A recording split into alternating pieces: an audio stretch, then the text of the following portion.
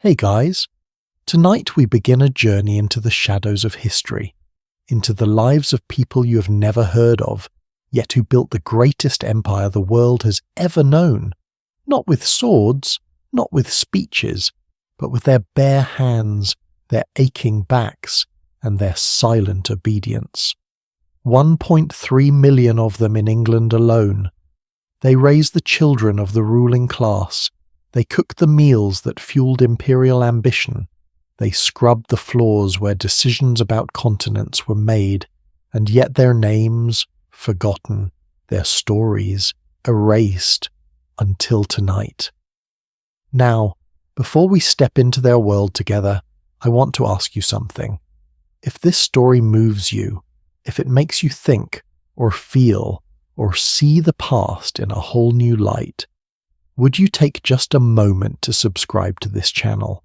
Hit that like button, not because I am begging, but because you genuinely connect with what we are uncovering here. And hey, drop a comment below telling me where you are watching from right now.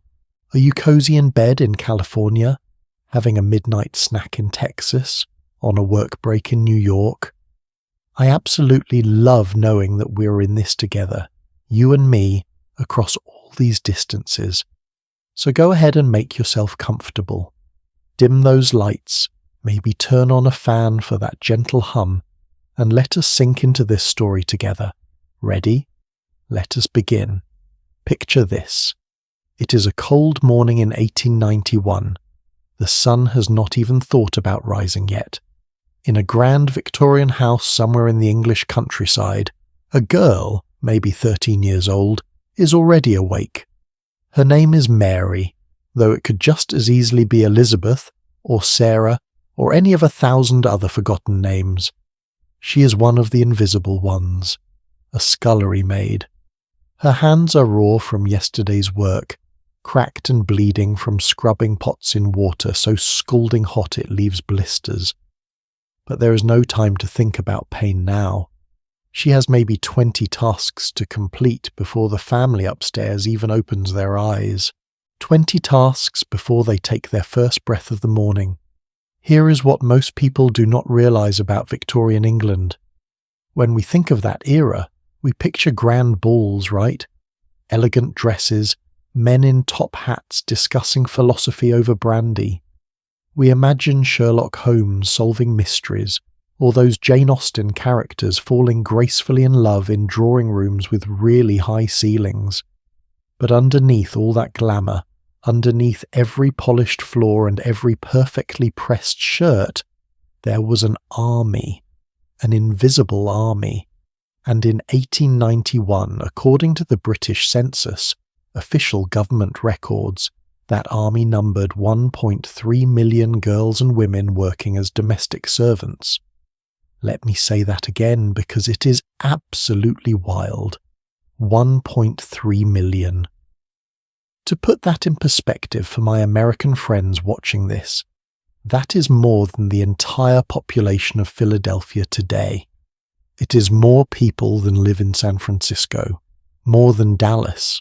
This was more people than worked in factories during the Industrial Revolution, more than worked on farms.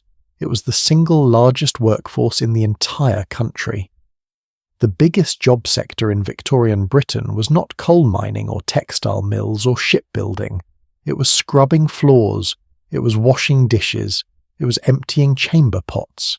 Yeah, that is a fancy word for, well, you know what that is. And here is the wild part that nobody talks about. This was not just an English thing. This was the backbone of the British Empire itself. Because while Mary scrubbed pots in Yorkshire, there were thousands more like her in Calcutta, in Cape Town, in Kingston, in Sydney. The British took their obsession with domestic hierarchy, this idea that some people are born to serve and others are born to be served, and they exported it across a quarter of the entire globe. They built an empire not just on military might and trade routes, but on this fundamental belief in their right to be served. Let me give you a specific example that will blow your mind. There was a house called Audley End in Essex. Beautiful place, like something out of a fairy tale. If you visit England today, you can actually tour it. They have kept it preserved. In the 1880s, that one house employed 40 indoor servants. 40 human beings whose entire existence revolved around making sure the family who owned the place never had to lift a finger, never had to cook their own breakfast, never had to button their own shirt, never had to do anything for themselves. And Audley End? Not even the biggest estate. Some houses had 60 servants, 80. Some of the really grand ones had over 100. Imagine that for a second. 100 people living and working in the shadows of one building so that maybe 8 or 10 people could live in absolute comfort. That is 10 workers for every family member. 10 full human lives dedicated to serving one person's needs. Now you might be thinking, okay, but at least they had jobs, right? At least they had food and a place to sleep. Was not that better than nothing? And yes, that is true. For many girls from desperately poor families, becoming a servant was actually seen as a step up. If you grew up in something called a workhouse, which was basically a government institution for the destitute, where conditions were deliberately made absolutely miserable to discourage poor people from seeking help, then being chosen as a servant meant escaping that living nightmare. It meant having a roof over your head that did not leak, meals every day, and a few pounds a year in actual wages that you could maybe, if you were really lucky, save up. But let us be really, really honest about what that life actually looked like, because this is where it gets dark.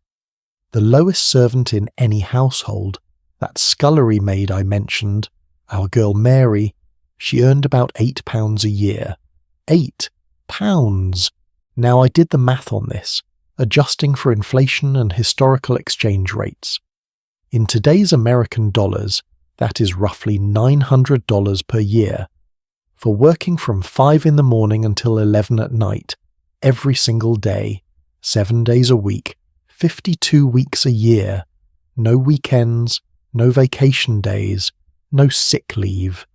In the early Victorian period, servants did not even get holidays, not Christmas, not Easter, not their birthday, nothing. If you wanted a single day off to visit your dying mother, you had to ask your employer's permission, and they could say no, just because they felt like it, just because they did not feel like cooking their own dinner that day. Around 1880, there was this huge progressive reform where servants started getting, wait for it, half a day off on Sundays. Half a day. That was considered radical generosity. Meanwhile, at the top of this hierarchy, and yes, there was this incredibly strict hierarchy among the servants themselves, which we're going to get way deeper into, the butler could earn £50 to £60 a year. Now that is about $6,000 to $6,500 in today's money. Still not much by our standards, right? But in that world, that was enough to feel like an absolute king compared to the scullery maid making her $900. The butler had real power. He hired and fired the other male servants.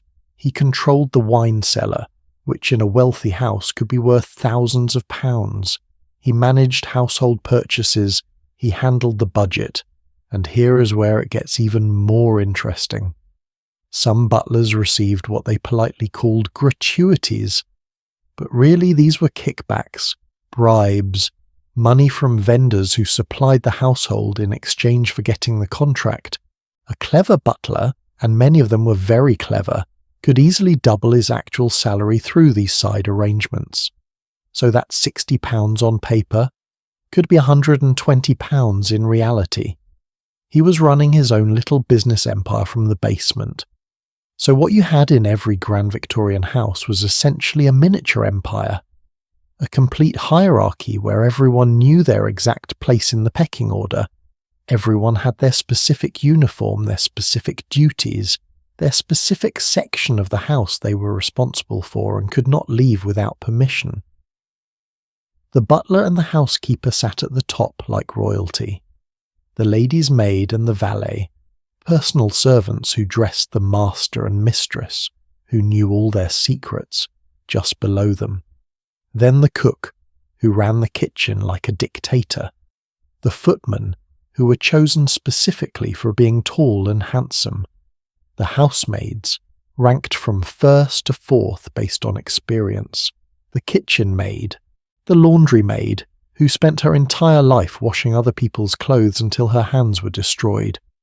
And at the very bottom of everything, that scullery maid, our Mary, scrubbing pots in the dark at 4:45 in the morning while everyone else is still asleep. And here is what absolutely fascinates me about all this. This was not just about keeping a house clean. This whole elaborate system was training. It was a training ground for how the entire British Empire worked. Think about it for a second. If you grew up in a house where there was this rigid hierarchy, where you learned from the time you were 8 years old that some people give orders and some people take them without question, where you learn to never challenge authority, to know your place, to accept that this is just the natural order of things, well, then when you grow up and go out to run a colony in India or Africa or the Caribbean, that whole mindset goes with you. You already know how to create and enforce a hierarchy. You already know how to separate people into ranks. You already believe deep in your bones that this is how the world works. There is this absolutely incredible quote I came across from a Victorian handbook written for British women running households in colonial India. The book was called The Complete Indian Housekeeper and Cook, published in 1888, and it said, and I promise you I am not making this up, an Indian household can no more be governed peacefully, without dignity and prestige, than an Indian empire. Do you see what they just did there? Managing your servants at home was literally explicitly compared to managing an empire abroad. The domestic was political. The personal was imperial. How you ran your household was practice for how you ran a country. Let me tell you about a guy named William Hickey. He was a British lawyer who worked in Calcutta, India in the early 1800s. Pretty ordinary guy, not super wealthy by British standards. Guess how many servants he had in his household? Go ahead, take a guess. 10, 20. Try 63. 63 servants for one man and his family. 63 human beings whose entire job was to serve maybe 4 or 5 people. And this was not unusual at all. British families of really modest means, people who could maybe only afford 2 or 3 servants back home in England, would arrive in India and suddenly have 15, 20, 30 servants. Why? Because labour was dirt cheap. Because they could. Because having a massive staff became this way to show your status, to prove you had made it in the colonies. It became a competition. Oh, you have 20 servants. Well, I have 25. But there is a much darker side to this, and we need to talk about it honestly. Because those servants in India, in Africa, in the Caribbean, they were not being trained the same way as English servants. There was no career ladder for them, no path from kitchen maid to housekeeper, no retirement with a decent reference so you could get another position. They were colonized people serving colonizers, and the whole dynamic was different, more brutal, more explicitly about race and power, more about domination. An English scullery maid, as horrible as her life was, could theoretically work her way up. She could become a kitchen maid, then maybe a housemaid, then maybe, if she was really lucky and really skilled, a lady's maid or even a housekeeper. It happened. Rarely, but it happened. But an Indian ayah, that is a nanny, or an African house servant. No matter how long they worked, no matter how skilled they became, there was a ceiling. A hard ceiling made of race and empire, and everybody knew it. We're going to get much deeper into that colonial dynamic as we go on this journey, but for now, I want you to sit with this image. 1.3 million women and girls in England alone, millions more scattered across the empire, all of them working in the shadows, all of them making possible the wealth, the leisure, the art, the culture, the political power of Victorian Britain. The empire, as we know it from history books, does not exist without them. Every painting in every museum, every novel written in a comfortable study, every political decision made over a 7-course dinner, all of it was made possible by this invisible army of servants. You know what the saddest part is? We know almost none of their names. We have census records, sure. We have wage books kept by careful butlers. We have lists of positions and duties. But their actual voices, their dreams, what they thought about late at night as they scrubbed those floors, as they hauled bucket after bucket of water up 5 flights of stairs, as they stood for hours in a hot kitchen preparing elaborate meals they would never taste. Most of that is lost forever, except for these little glimpses, these tiny cracks in the historical record where a real human being shines through for just a moment. Like Elizabeth Gay. She died in the 1880s after 40 years, 4 decades of service to one family. 40 years of waking up early and going to bed late. 40 years of saying yes, ma'am, and right away, sir. And you know what her employer, this family she had given her entire adult life to, had engraved on her tombstone? This is real. You can look it up. You can go see it. They wrote, "In memory of Elizabeth Gay, who after a service of 40 years, finding her strength diminished, with unparalleled disinterestedness, requested that her wages might be proportionately lessened." Sit with that for just a second. She worked for 40 years. She got old. Her body started to break down from decades of hard labour, and instead of being given a pension, instead of being allowed to retire with even a shred of dignity, she went to her employers and asked them to cut her wages because she felt guilty that she could not work as hard anymore.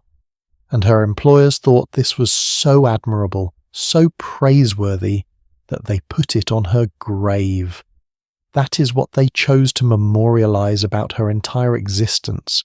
Not her kindness, not her loyalty as a human being, not who she was or what she loved, just that she asked for less money, that she knew her place even in old age and approaching death.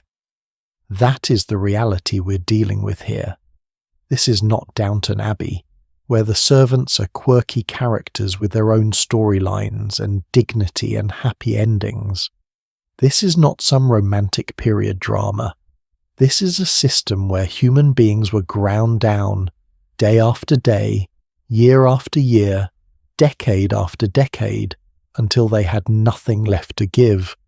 And then they were erased from memory, but not tonight. Tonight we remember. Tonight we pull back that velvet curtain. We go below stairs and we see what actually happened there. We shine a light on the invisible people. Because this is not just dusty old history. This is about understanding where our modern world came from.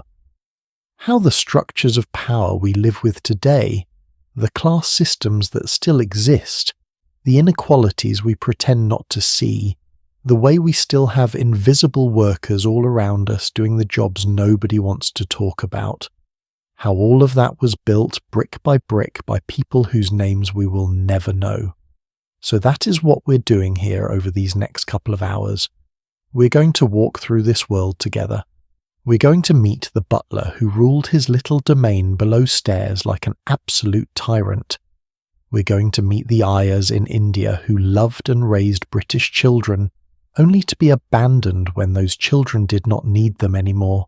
We're going to meet the housemaids who worked until their hands bled and their backs permanently bent. We're going to witness the moment in 1857 when everything changed, when trust shattered, when the mask came off. and we're going to talk about what all of this means for us today. Living in our world built on those foundations, I promise you, by the time we finish this journey, you are going to see history completely differently. You're going to see those beautiful Victorian houses in movies and think about who cleaned them. You're going to think about empire differently, about power differently, about who gets remembered and who gets forgotten. Because once you see the invisible people, you cannot unsee them. They are always there, in every historical photograph just outside the frame. All right, we have set the stage. We have met Mary, our scullery maid, waking up before dawn with bleeding hands. We have seen the numbers. That staggering, almost unbelievable army of 1.3 million. We have glimpsed the hierarchy, the wages, the human cost of all that Victorian elegance. But we've only scratched the surface, because here is what we're diving into next, and this is going to absolutely blow your mind. Even among the servants themselves, there was this incredibly elaborate social structure, like wildly complex. They had their own aristocracy happening in the basement.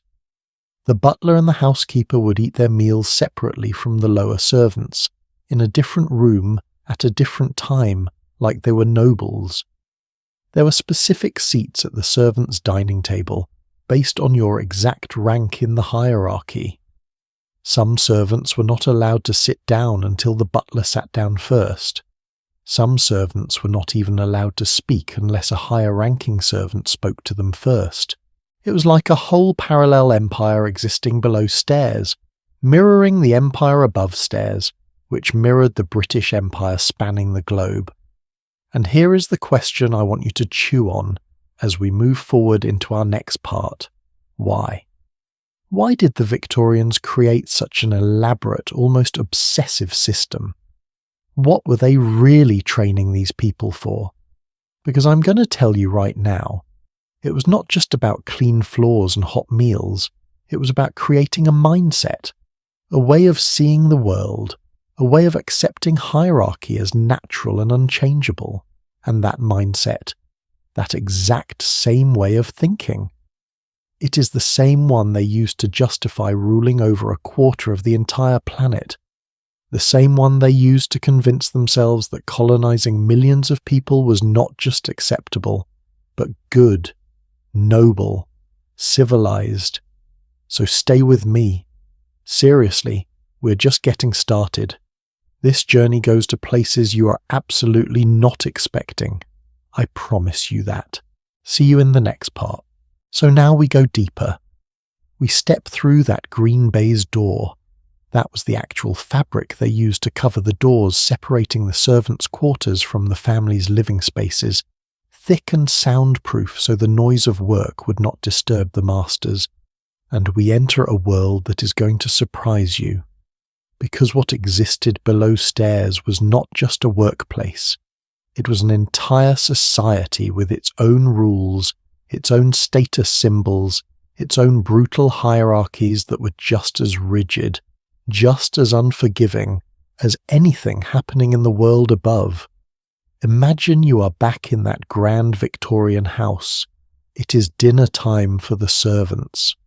Around 7 o'clock in the evening, after they have served the family's elaborate 6-course meal upstairs, the servants finally get to eat their own dinner in what was called the servants' hall. Now, you might think they all just sit down wherever, right? Grab a plate, find a seat, relax for a few minutes. Oh no, nothing was that simple. The butler enters first, always first. He walks to the head of the table and stands there. And here is the thing, nobody else is allowed to sit down until he sits down, not a single person.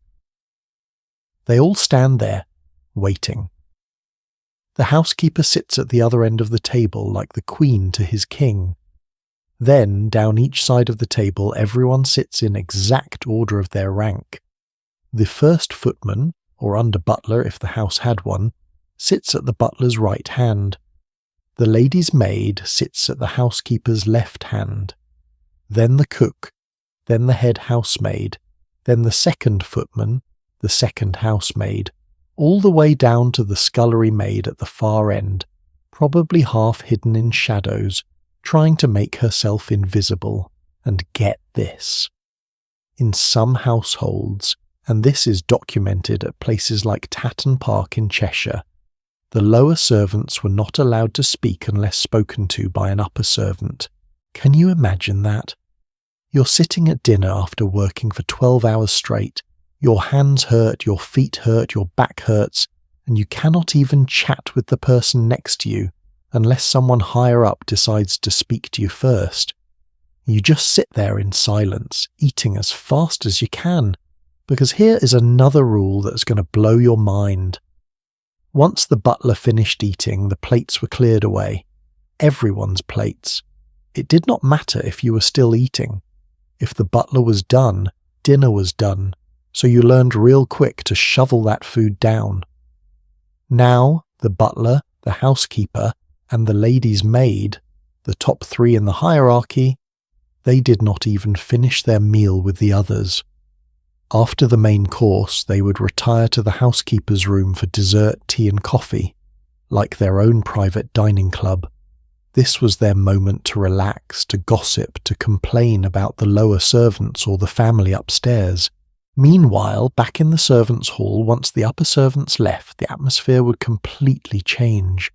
Suddenly people could talk, they could laugh, they could be human for a few minutes, but even that was limited because they still had evening duties waiting. Here is what makes this whole system so fascinating to me. These servants were recreating among themselves the exact same class structure that oppressed them. The butler lorded over the footman the same way the master of the house lorded over the butler. The housekeeper controlled the housemaids with the same iron fist that the mistress used to control her. It was hierarchy all the way down, like those Russian nesting dolls. Oppression, creating more oppression, creating more oppression. And they were serious about this. Deadly serious. There are records of servants being dismissed, fired and thrown out onto the street for sitting in the wrong chair, for speaking out of turn, for not showing proper deference to a higher-ranking servant. Your entire livelihood, your home, your ability to eat, all of it could vanish because you forgot your place for 1 second.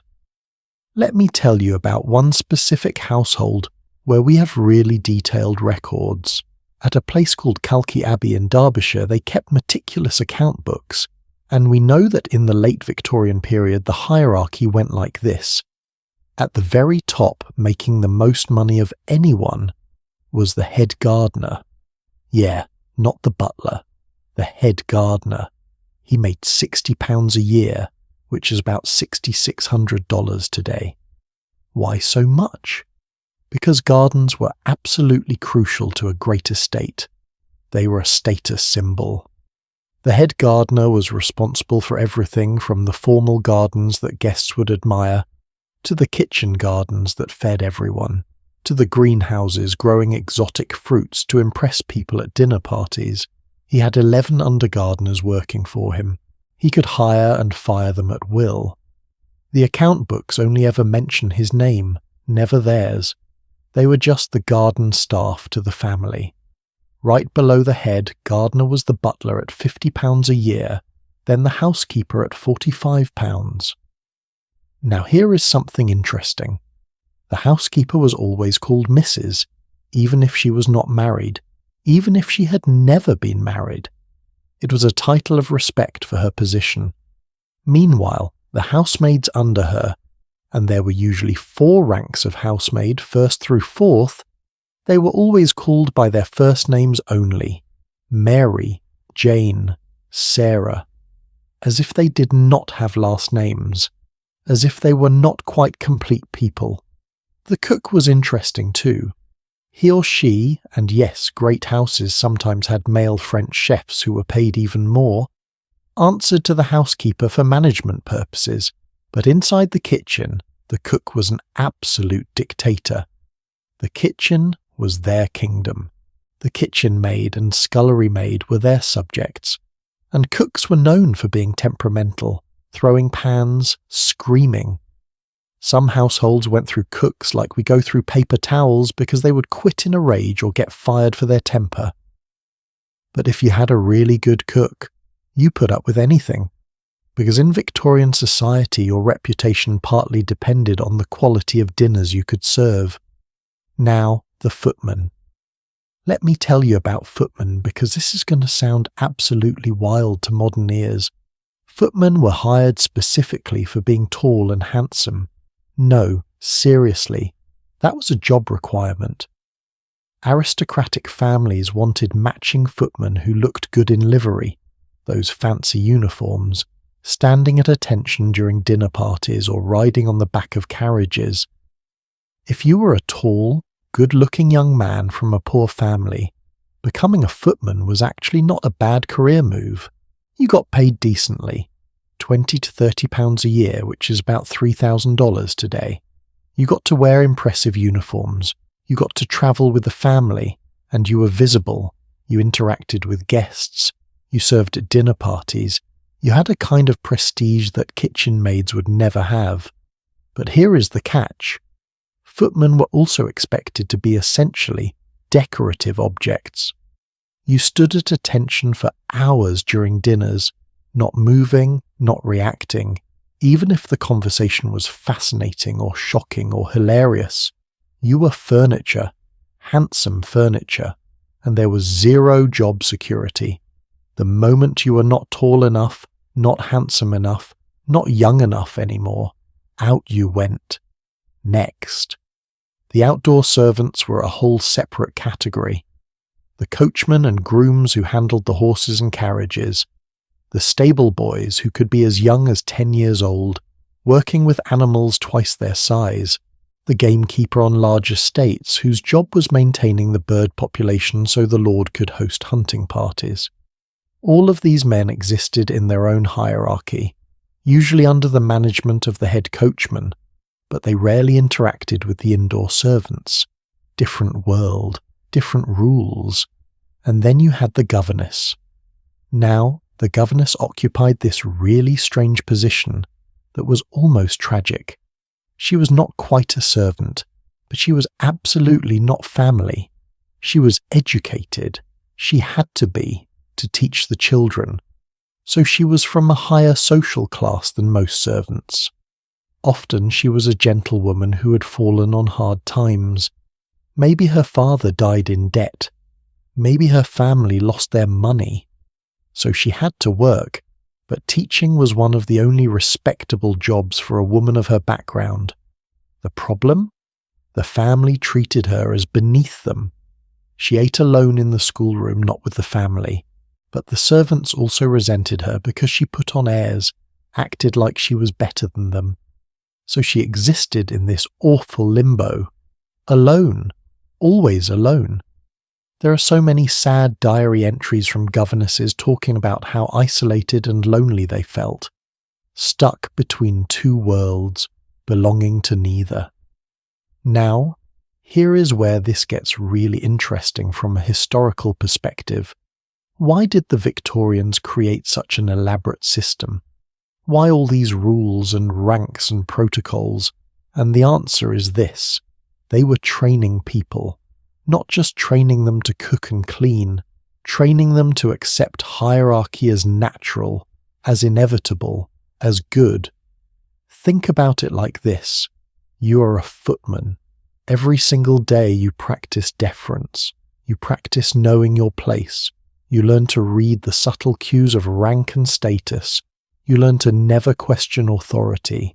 You learn that some people are born to command and some people are born to obey. And that is just the way the world works. Now you serve your time, you save your money, and maybe you get promoted to head footman, then under butler, then maybe even butler. Or maybe you leave service and use your experience to get a job as, say, a clerk in a trading company. And that trading company sends you to India or Africa to help manage their operations there. You arrive in Bombay or Cape Town, and guess what? You already know exactly how to create and enforce a hierarchy. You already know how to manage people below you. You already know how to maintain distance and authority. The domestic hierarchy was a training ground for the imperial hierarchy. It taught British people, generation after generation, that the world naturally divides into those who rule and those who are ruled.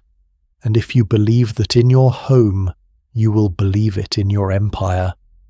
There is this concept historians talk about called domestic imperialism, the idea that the Victorian home was a miniature version of the British Empire, and the person who ran that home, usually the lady of the house, the mistress, she was like a colonial governor. She managed her servants the same way a British administrator managed a colony, with strict rules, with surveillance, with punishment for infractions, with rewards for loyalty and obedience.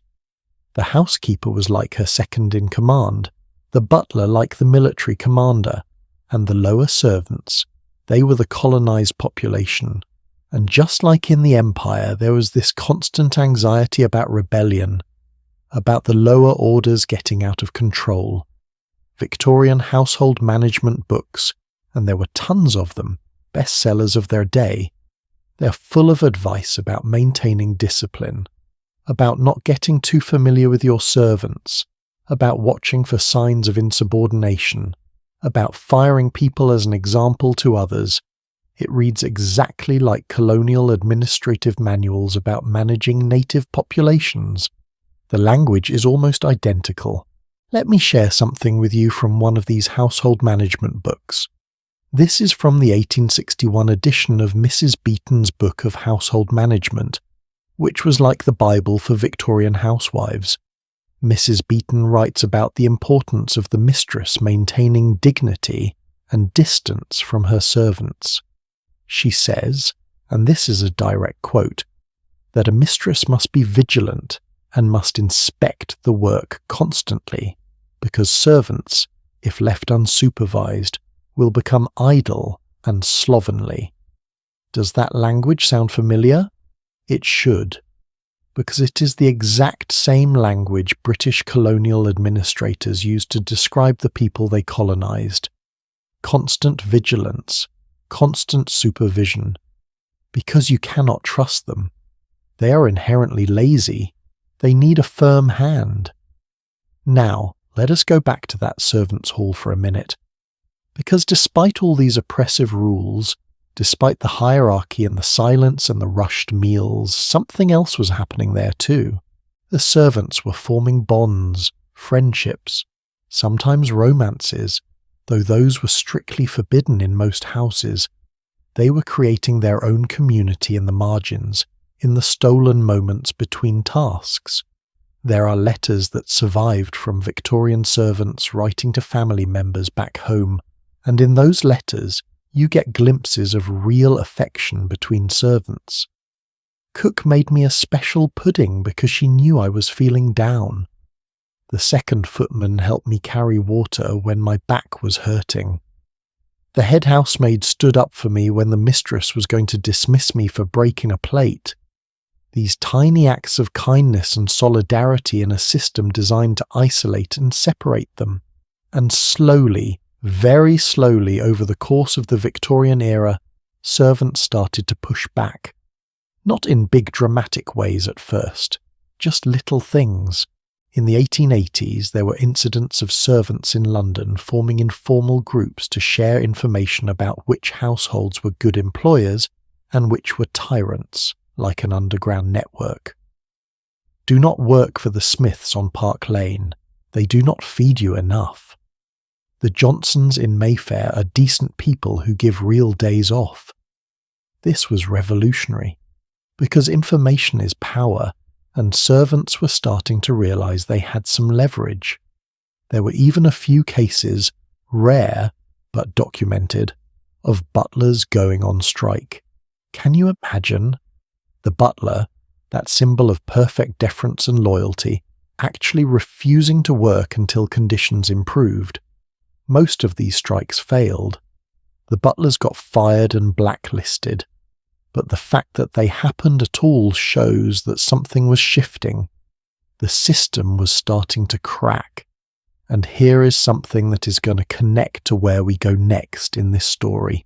All of this hierarchy, all of this training in obedience and deference, all of these rules about knowing your place, it all relied on one fundamental thing: trust.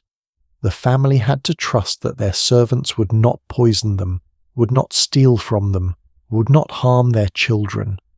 And the servants had to trust that if they were loyal and obedient, they would be treated fairly, or at least not be thrown out to starve. But what happens when that trust breaks down? What happens when servants stop believing that loyalty will be rewarded? What happens when the colonized people, because that is what servants essentially were, colonize people within their own country? What happens when they start to question the whole system? Well, that is exactly what we're going to explore next. Because in 1857, something happened in India that sent shockwaves through the entire British Empire and fundamentally changed how British people thought about their servants, both at home and abroad. It was called the Indian Rebellion, though the British at the time called it the Indian Mutiny. And in the aftermath of that event, the relationship between British employers and their servants, especially their colonized servants, was never the same. We're going to meet women who went from trusting their Indian ayahs completely, letting these women raise their children, to suddenly being terrified that those same women might murder them in their sleep. We're going to see how paranoia spread like wildfire, how the domestic became political in the most violent way possible, how the illusion of happy, loyal servants was shattered forever. But before we get there, I want you to sit with this image.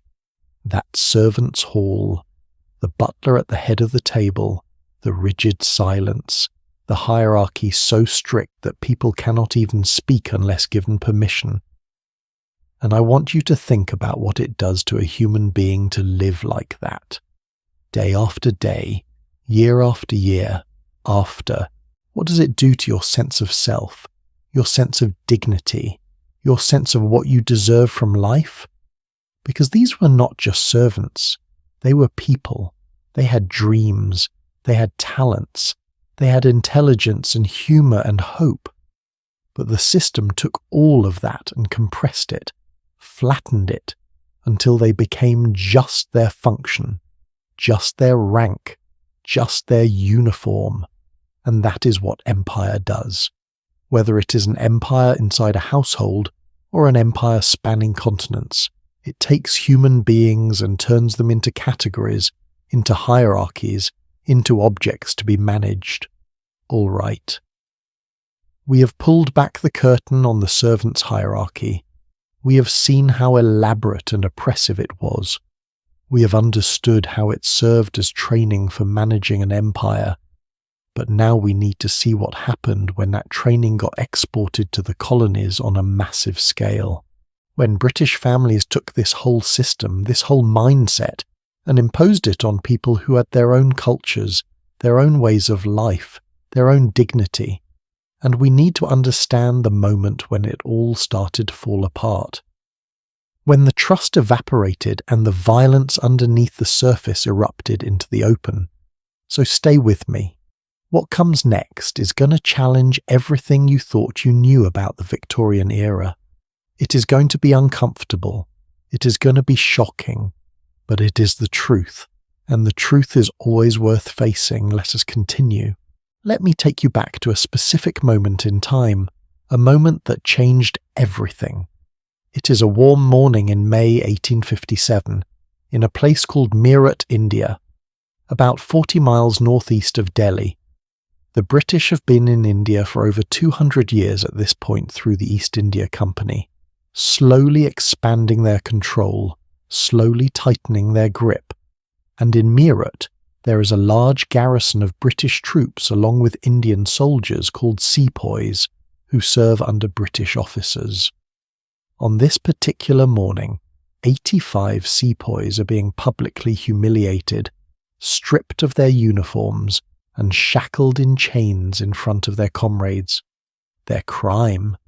They refused to use new rifle cartridges that were rumoured to be greased with cow and pig fat.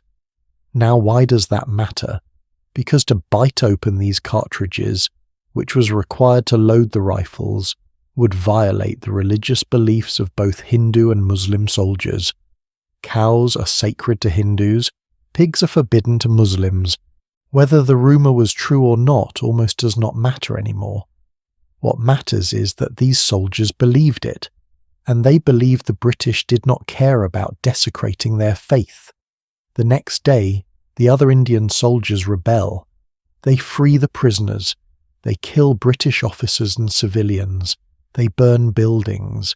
And then they march to Delhi, and the rebellion spreads like wildfire across northern India. Tens of thousands join. It will rage for over a year. Tens of thousands will die on both sides, though far more Indians than British. The British will eventually crush the rebellion with extreme brutality. But nothing will ever be the same. Now, you might be wondering, what does this have to do with servants? What does a military rebellion in India have to do with maids and butlers and housekeepers? Everything. It has everything to do with them. Because this rebellion shattered the fundamental illusion that the entire system depended on. The illusion of loyal, happy servants who knew their place and would never, ever turn on their masters. Let me tell you about a woman named Minnie Wood. She was a young British woman living in India with her husband, who was a colonial administrator. Before the rebellion, her letters home to her mother in England are full of complaints about her Indian servants. Sure, they do things differently. They do not understand British ways, the usual frustrations. But there is no fear in these letters, no sense of danger. She trusts them in the casual, unthinking way you trust people you consider beneath you. Then the rebellion starts, and on March 1st, 1857, just before the violence really explodes, Minnie writes to her mother, "You, I am sure, would never stand them. Them, the servants." Already you can hear the tone changing. The relationship is becoming adversarial. And then, after the rebellion has been raging for months, after stories of violence and betrayal have spread throughout the British community in India, she writes again. This time she says that the Mohammedans, that is what they called Muslims, are the cause of all our miseries in India. And here is the kicker. She writes, "Our servants are mostly Muslims. Can you hear the fear?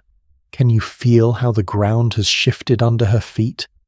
The people she depends on every single day, the people who cook her food, who have access to her bedroom, who could easily harm her if they wanted to.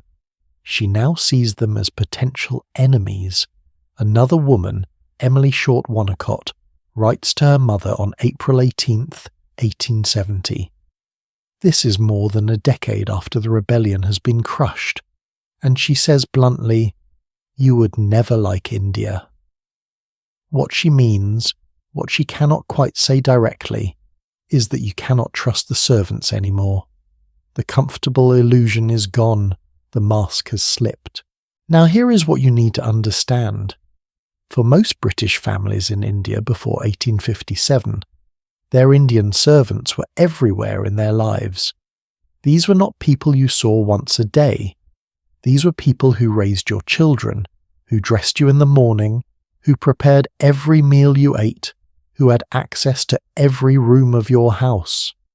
British families in India typically had 15 to 30 Indian servants.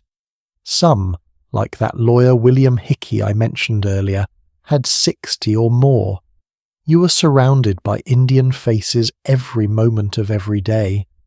Your children were often closer to their Indian ayah than to you. Your life depended on these people in the most literal sense. And the weird thing is, before the rebellion, most British people convinced themselves this was fine. More than fine. They convinced themselves that their servants were grateful, happy to serve, that the relationship was benevolent, that they, the British, were civilizing these people by employing them, by teaching them British ways. There was this popular idea that Indian servants were like children, naive, simple, needing firm guidance but ultimately loyal and devoted. The rebellion destroyed that fantasy completely. Suddenly, every British person in India was looking at their servants and thinking, "Would you kill me if you could? Are you planning something right now? Can I trust you with my children? Should I be afraid?" And here is where it gets really dark, because the British response to the rebellion was not just military. It was psychological. It was about reasserting dominance, about putting the colonized people back in their place, and making absolutely sure they stayed there. The reprisals were horrific. I am talking about mass executions, villages burned to the ground, people tied to cannons and blown apart as public spectacle. The British historian Saul David estimates that somewhere between 800,000 and 10 million Indians died as a direct or indirect result of the rebellion and its aftermath. 10 million. Let that number sink in for a moment. And in the British homes, in the domestic sphere, the atmosphere changed fundamentally. Before 1857, there was this casual racism, sure, but also this strange kind of intimacy. British children loved their ayahs. British women depended on their Indian cooks and maids. There was trust, even if it was built on a foundation of inequality. After 1857, that trust was replaced with surveillance, with suspicion, with fear disguised as vigilance. The household management books that British women used, like The Complete Indian Housekeeper and Cook, published in 1888, 3 decades after the rebellion, they are saturated with this paranoia. The authors, Flora Annie Steele and Grace Gardner, write that Indian servants require constant supervision. They cannot be trusted to work independently. They will steal if not watched. They will lie. They will cheat. Every page drips with contempt and distrust. But here is the really insidious part. Steele and Gardner also write that managing an Indian household is a patriotic duty, that by maintaining control over your servants, by keeping them in line, you are serving the empire. Listen to this actual quote from their book. An Indian household can no more be governed peacefully, without dignity and prestige, than an Indian empire. There it is again, the domestic and the imperial completely intertwined. How you manage your home is how you maintain an empire. Your servants are not just employees, they are colonized subjects who must be controlled for the good of Britain. And this mindset did not stay in India. It flowed back to England, because British families would return home after years in India, and they would bring that paranoia, that surveillance, that distrust with them. They would apply it to their English servants. The idea that you can never really trust the lower classes, that they need constant watching, that any sign of independence or questioning must be crushed immediately, because it could be the start of rebellion. There is this concept in colonial studies called the 1857 effect, the idea that the Indian Rebellion fundamentally changed how the British Empire operated. Before 1857, there was at least some pretense of cultural exchange, of partnership between Britain and its colonies. After 1857, pure domination, pure control. The iron fist came out of the velvet glove and stayed out, and that iron fist was felt just as much in the servant quarters of a London townhouse as it was in the administrative offices of Calcutta. Let me tell you a specific story that illustrates this perfectly. There was a case in the 1860s, and this is documented in court records, of an Indian servant in London who were accused of theft by his British employer. The evidence was flimsy at best. The servant maintained his innocence, but the employer had recently returned from India, had lived through the rebellion, and was convinced that all Indian servants were inherently dishonest and potentially dangerous. The case went to court, and even though there was no solid evidence, the servant was convicted and sent to prison. The judge, in his sentencing remarks, said something like, "We must maintain the standards of loyalty and honesty that our empire depends upon." Do you see what happened there? The servant was not just being punished for a crime he may not have committed. He was being punished for being Indian, for being part of a colonized population that had dared to rebel. The personal and the political collapsed into each other. There was no separation anymore. Now, let me take you back to those children I mentioned. The British children in India who were raised by ayahs, because their stories are heartbreaking in a completely different way. These children, and we have memoirs and letters from them as adults, they loved their ayahs, deeply, genuinely. The ayah was often the person who fed them, bathed them, played with them, comforted them when they cried, told them stories, sang to them. The ayah was, in many cases, more of a mother to them than their actual British mother, who was busy with social obligations and colonial society. Then, when these children reached the age of 7 or so, they were sent away to boarding school in England. It was standard practice. India was considered too hot, too dangerous, too morally corrupting for white children past a certain age. So they were shipped across the ocean, usually in the care of their ayah for the journey, to attend school in a cold, grey country most of them barely remembered. And when they arrived in England, the ayah who'd raised them, who had travelled with them, who'd kept them safe on a dangerous months-long sea voyage, she was dismissed, sometimes with pay, sometimes without. Sometimes the family would pay for her return passage to India. Often they would not. She would be left in London, jobless, homeless, in a country where she did not speak the language well, where she knew no one, where it was far colder than anything she had experienced in India. There was actually a home that was established in London in the 1890s, specifically for these abandoned ayahs.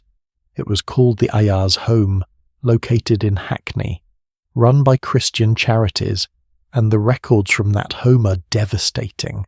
They describe ayahs who were found begging in the streets, ayahs who were sick and had nowhere to go, ayahs who had been promised return passage that never materialized.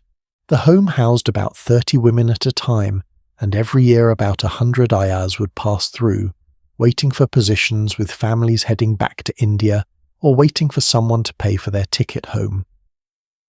There is a report from 1909 where a woman named Mrs. Dunn, who ran the home, testified before a parliamentary committee.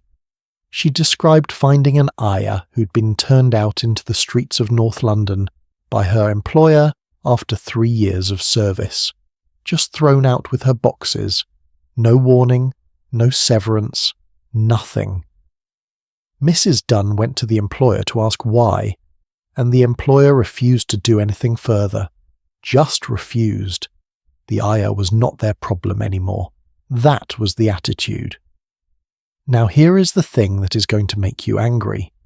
Many of these ayahs had given years of their lives to raising British children who genuinely loved them, and those children, as adults, would write in their memoirs about how much they missed their ayah, how they thought about her for the rest of their lives, how they wished they could see her again. But they never did. The system made sure of that. Because to maintain the empire, to maintain the racial hierarchy, you could not have white children maintaining emotional bonds with brown women who had been their mothers in all but name. That would complicate things. That would make the colonized people too human. So the ayahs were discarded, and the children learned an important lesson about empire, that love does not cross racial lines, that some people matter and some people do not, that you can care about someone deeply and still abandon them without a second thought if that is what your position in the hierarchy requires. This is what empire does. It takes natural human affection and it poisons it with power. It takes relationships that should be based on mutual care, and it twists them into something exploitative and cruel, and it makes everyone involved, both the oppressor and the oppressed, a little bit less human. After 1857, British employers in India started carrying guns in their own homes. Not outside, inside, where their servants worked. Can you imagine that? Living in your own house with a loaded pistol because you are afraid of the people who cook your food and clean your floors? What kind of life is that? What does that do to your soul, to live in that kind of fear and hostility? But of course, they brought it on themselves. The rebellion did not come from nowhere. It came from decades of exploitation, of disrespect, of taking and never giving anything back except condescension and contempt. The sepoys who rebelled had legitimate grievances. The millions of Indians who supported them had legitimate grievances. They were tired of being colonized, tired of being treated as inferior in their own country, tired of watching their wealth being extracted to make Britain rich while they stayed poor, and the household servants, they saw everything. They heard every conversation. They knew exactly what the British really thought of them, because the British talked freely in front of servants as if they were furniture, as if they had no ears, no feelings, no capacity to understand or remember. But they did understand, and they did remember. There's a letter from a British woman named Charlotte Canning, who was married to the Governor-General of India during the rebellion. She writes about how her servants continued to work throughout the violence, continued to serve meals and clean rooms as if nothing was happening, and she interprets this as proof of their loyalty, proof that her servants at least still knew their place. But historians who have studied this period suggest something else. Maybe those servants were just surviving. Maybe they were waiting. Maybe they were watching. Maybe their silence was not loyalty but calculation. We will never know for sure because we do not have their voices. We do not have letters from Indian servants to their families describing what it was like to work for the British during the rebellion, to serve people who were terrified of you, to cook for people who might be poisoning you in their minds even as you handed them their dinner, to raise children you loved knowing you would be discarded the moment you were no longer useful. Those stories are lost. But what we do know is this. After 1857, the British Empire became more brutal, more militarized, more explicitly racist. The East India Company was dissolved, and the British Crown took direct control of India. The number of British troops in India was massively increased. New laws were passed to control the Indian population more strictly, and in the homes, in the domestic sphere, the relationships between British employers and Indian servants became colder, more formal, more hierarchical. The thin veneer of affection was stripped away. What remained was pure power, and that is the thing about empire. It cannot maintain itself on affection or mutual benefit. It has to maintain itself on fear, on violence, on the constant reminder of who has power and who does not. The servant hierarchy we talked about earlier, that elaborate system of ranks and rules and surveillance. After 1857, it got even more rigid, even more oppressive, because the British had learned something. They had learned that if you give people even a tiny bit of autonomy, even a tiny bit of dignity, they might start to think they deserve more. They might start to question the whole system. They might rebel. So the solution, from the British perspective, was to crush any hint of independence, to watch constantly, to punish harshly, to never, ever let your guard down. And that is how they ran their empire for the next 90 years until it finally collapsed. Not because they learned to share power or treat colonized people with respect. but because the colonized people finally had enough and took their freedom by force. We're going to see how that played out in the domestic sphere, how servants in England and across the empire slowly, gradually started to push back, how they formed networks and shared information and eventually demanded better treatment, how the whole system started to crack and crumble. But before we get there, I want you to understand the full weight of what 1857 meant. It was not just a military rebellion. It was a moment when the mask came off, when the violence that had always been there underneath the polite tea parties and the elegant manners became visible, when everyone involved, the colonizers and the colonized, had to confront the truth about what empire really was. Not a civilizing mission, not a partnership, but domination, exploitation, the strong crushing the weak for profit and calling it progress. And in every Victorian house, whether in London or Calcutta, that truth was there in the relationship between master and servant, in the hierarchies and the surveillance and the fear, in the way human beings were reduced to functions and uniforms and wage levels, in the way love was twisted into power and care was corrupted into control. So where do we go from here? Well, we need to talk about the economics of all this, because none of this happens without money. The whole servant system, both in England and across the empire, was built on exploitation, on paying people as little as possible for as much work as possible. And we need to understand exactly how that worked. Who got paid what? Who was in debt? Who could never escape? Because money is power. Money is freedom. And the servant system was designed to make sure servants never had quite enough of either. That is where we are headed next, into the cold, hard economics of servitude and how it trapped millions of people in lives they could not escape, no matter how hard they worked or how loyal they were. Stay with me. Money. Let us talk about money.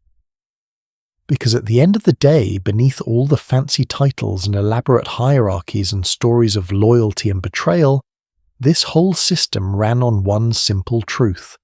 Some people had money, and some people desperately needed it.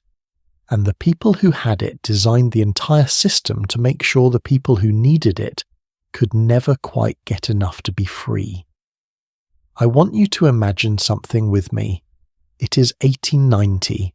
You are a young woman, maybe 16 years old, working as a third housemaid in a decent middle-class home in London. Let us call you Annie. You wake up at 5:30 in the morning, work until 10 at night with maybe 2 hours of scattered breaks throughout the day. 6.5 days a week, 52 weeks a year. Your hands are permanently rough from scrubbing. Your back aches constantly. You share a tiny attic room with 2 other maids, and it is so cold in winter that ice forms on the inside of the window. For all of this, you earn £12 a year. £12. Now, I did the math for you, adjusting for inflation and converting to modern American dollars. That is about $1,300 a year in today's money, for working roughly 84 hours a week. That comes out to about 30 cents an hour. 30 cents. But wait, it gets worse. Because out of that £12, you are expected to buy your own work uniforms, those plain black dresses and white aprons and caps you see in period dramas. Those came out of your wages. A decent work dress cost about 10 shillings. That is £0.50 right there.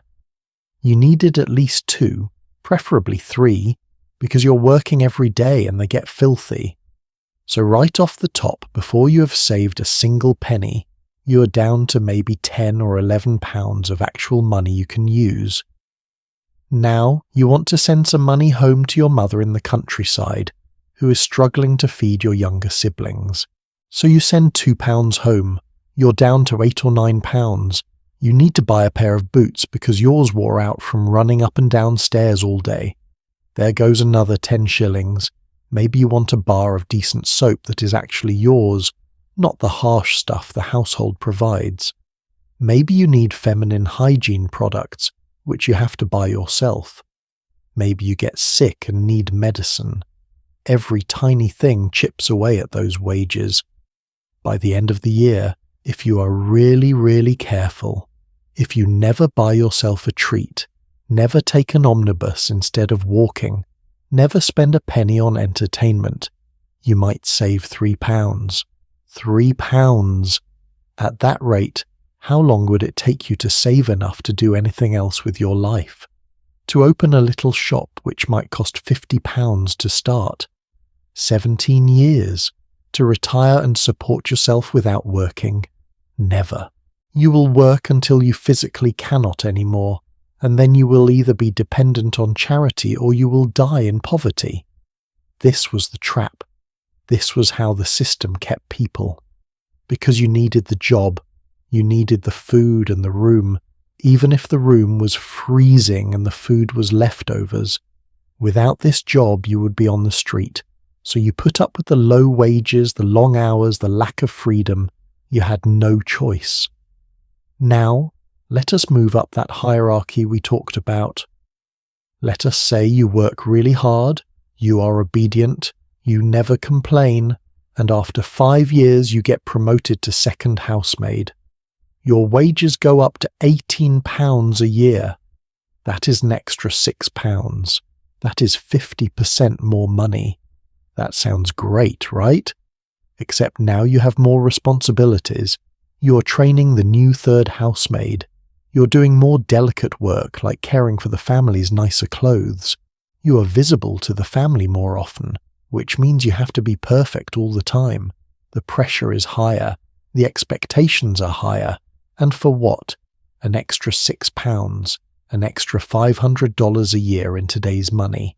Another 5 years, you are first housemaid. £25 a year. You've been working for 10 years now. You're 26 years old, and you've probably managed to save, if you are incredibly frugal, maybe £30 total. That is 3 years' worth of wages. Not enough to retire. Not enough to start a business, not enough to change your life, just enough to maybe not be completely destitute if something goes wrong. And things go wrong all the time in Victorian England. You could get sick, no paid sick leave. If you cannot work, you get dismissed. You could get pregnant, which happens more often than anyone wants to admit because male employers and their sons sometimes take liberties with female servants who have no power to say no. If you get pregnant, you are fired immediately.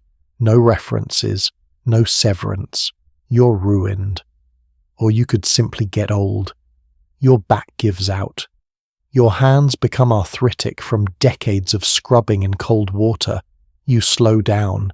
And the moment you slow down, there is a 16-year-old girl ready to take your place for less money and more energy. But here is what really makes this system insidious. You are being fed and housed as part of your compensation, right? So your employers tell themselves they are being generous. We are not just paying her £12, we're also giving her room and board. That is worth at least another £20 or £30 a year. And maybe that is technically true. But here is the thing. That room and board keeps you trapped. You cannot save enough to live independently because you never learn to manage a household budget. You never pay rent.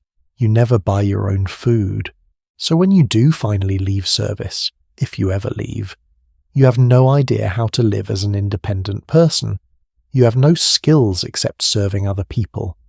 You've been so controlled for so long that freedom is actually terrifying. Now let us talk about the people at the top of the servant hierarchy, because their situation is fascinating in a completely different way. The butler, remember, makes £50 to £60 a year officially. That is about $6,500 today. Still not a fortune, but in Victorian terms that is solidly middle-class income. A clerk in an office might make the same amount. A school teacher might make less. But here is where it gets interesting. The butler has access to what the Victorians called perquisites, or veils, basically side income. He controls the wine cellar. Guess what? He's skimming bottles and selling them. He controls household purchases. Guess what? The grocer who supplies the house is giving him a kickback, maybe £1 or £2 a month to keep the contract. Vendors would regularly give the butler gifts, money, even a percentage of their profits, because the butler decided who got to sell to the household. A really clever butler, and many of them were extremely clever, could easily double his official salary through these arrangements. £60 on the books, another £60 under the table, £120 a year total. That is $13,000 in today's money. That is real money. That is save up and retire money. That is invest in property money. And you know what? The employers usually knew about this. They turned a blind eye because a butler who was making good money on the side was a butler who had a vested interest in keeping his position. He was not going to quit. He was not going to make waves. He was making too much money from the system to want to change it. It was corruption, but it was productive corruption from the employer's perspective. The housekeeper had similar opportunities. She managed the household accounts. She bought fabric, soap, candles, coal, food for the servants. Every single one of those purchases was an opportunity for a little kickback. The draper gives her a few yards of nice fabric for herself. The grocer throws in some tea and sugar for her personal use. The coal merchant delivers an extra 100 weight to her mother's house. None of this is technically stealing from the employer, because the employer never knows exactly how much things should cost. The housekeeper just marks it up slightly, pockets the difference, and everyone is happy. So you have this situation where the upper servants, the butler, the housekeeper, the lady's maid, the valet, they are doing okay. They are not rich, but they are comfortable. They can save money.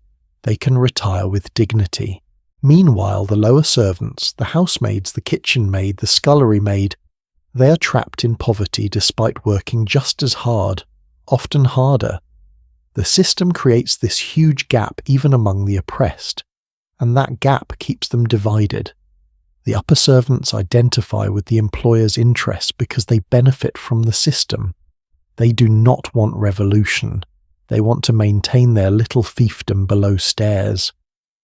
This is brilliant if you think about it from an evil genius perspective. You create a hierarchy within the oppressed class where the people at the top have just enough privilege to make them defend the system. They become the enforcers. The butler is the one who makes sure the lower servants do not steal, do not slack off, do not complain. The housekeeper is the one who reports any signs of insubordination. They are the police force within the servant class, and they do it gladly because they are getting paid extra to do it. Now let us cross the ocean, or rather sail around Africa and across the Indian Ocean, and talk about the economics of colonial servitude, because it was even more exploitative if you can believe that. A British family in India in the 1880s might have 20 servants. Let us be conservative and say 20. How much did they pay them? An Indian cook, a highly skilled position requiring years of training, might make 7 to 10 rupees a month. In 1890, £1 sterling was worth about 15 rupees. So that cook is making maybe £0.5 per month, £6 a year. Remember, a scullery maid in England, the lowest of the low, made £8 a year. The Indian cook, a skilled tradesman, is making less than that. An ayah, caring for children, which is an enormous responsibility, she's making maybe 5 rupees a month, £4 a year. That is about $450 in today's money to raise someone's children, to be on call 24-hour a day, 7 days a week, to love and nurture and protect these children as if they were your own. A house servant doing cleaning, laundry, general labour, maybe 3 rupees a month, £2 a year, $220 today for full-time work. Do you see what's happening here? British employers in India are paying their servants about 1/4 to 1/3 of what they would pay English servants for the same work, and they are employing 3 or 4 times as many people, so they are getting massively more labour for massively less money. The economics are absolutely in their favour. And it gets worse. Unlike English servants, who at least theoretically had some legal protections, Indian servants had almost none. There was no contract, no agreed-upon term of service, no severance pay. The employer could dismiss them at any moment for any reason, or for no reason, and if they did, that servant had no recourse. No court would listen to them. No authority would help them. Also, Indian servants did not get room and board in the same way. They often lived in separate quarters away from the main house. The employer might provide a ration of rice or flour, but servants usually had to buy their own food beyond that. So those already tiny wages had to stretch even further. Now, you might ask, why did Indian people take these jobs if the pay was so terrible and the conditions so exploitative? The answer is the same as why English girls became scullery maids, because the alternative was worse. Because even this tiny amount of money was better than no money at all.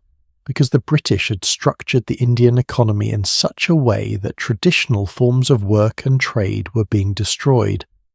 Artisans were losing their markets because British factories were flooding India with cheap manufactured goods. Farmers were losing their land because the British had changed property laws. People were desperate. So they took whatever work they could get, even if it meant being paid a pittance to serve the very people who had destroyed their traditional economy. This is what economists call immiseration. The process of making people so poor, so desperate, that they will accept any terms just to survive. And the British were really, really good at it. They practiced it at home on their own poor, and then they exported it to the colonies and perfected it. Here is a specific example that just breaks my heart. There were women in England, working-class women, who worked as servants but had children. They could not afford to keep their children with them because most employers would not allow it. So they would pay other women, called baby farmers, to care for their children.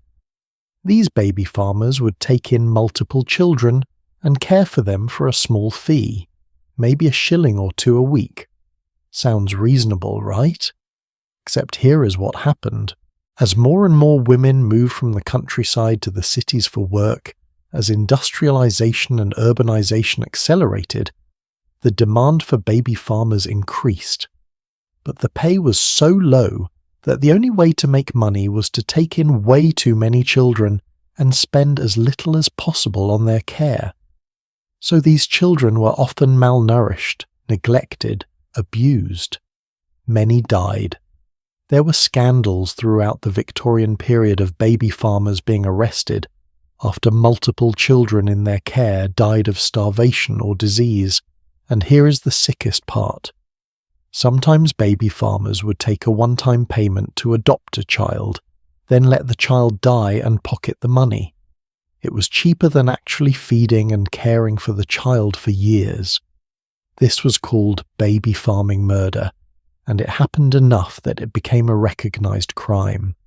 There were multiple high-profile trials, but the practice continued because mothers were so desperate and had so few options. Think about what this means. A woman works as a servant. She gets pregnant, maybe by her employer's son, maybe by a footman she fell in love with, maybe by someone who promised to marry her and then disappeared. She cannot keep the baby and her job, so she pays someone to care for her child. She sends money every week or month, money she can barely spare. She thinks her child is being cared for, but the child is actually being neglected or abused or killed, and she is working herself to death to pay for it. This is the economics of the Victorian servant system. This is what it actually looked like when you follow the money. It was a machine that turned human beings into profit for the people at the top. It took their labour, their dignity, their health, their children, and it gave them back just barely enough to survive, just barely enough to keep working, never enough to escape. And the people running the system, the employers, the estate owners, the colonial administrators, they justified it all with this story about how they were helping these poor, unfortunate people, giving them jobs, teaching them discipline and cleanliness and morality, civilizing them, when the truth was they were exploiting them as ruthlessly as any system in human history. Now, here is the question I want you to think about. How did this system finally start to break down? What made it unsustainable? Because it did eventually collapse. By the mid-20th century, the whole servant system was basically dead in England. In the colonies, it disappeared when the colonies gained independence. But why? What changed? Was it that people suddenly became more moral? That they realized exploitation was wrong? I mean, that is a nice thought, but no. What changed was economics. The math stopped working. The system depended on having a large pool of desperate people willing to work for almost nothing. But as societies industrialized, as other opportunities opened up, as labor movements gave workers more power, suddenly people had choices. They could work in a factory for better pay. They could work in a shop. They could emigrate to America or Australia and start over. And during World War I, everything accelerated. Women who would have been servants went to work in munitions factories making shells and bullets. They made better money. They had more freedom. They got a taste of independence. And after the war, most of them did not want to go back to service. Why would they? Why would you go back to making $1,300 a year in someone's house when you could make twice that in a factory? Why would you go back to being called by your first name only, eating leftovers, sleeping in a cold attic, having no private life, when you could have your own flat, your own schedule, your own life? The employers tried to hold on. They complained about the servant problem. They wrote articles in newspapers lamenting that young women nowadays did not want to serve anymore, did not know their place, had gotten ideas above their station.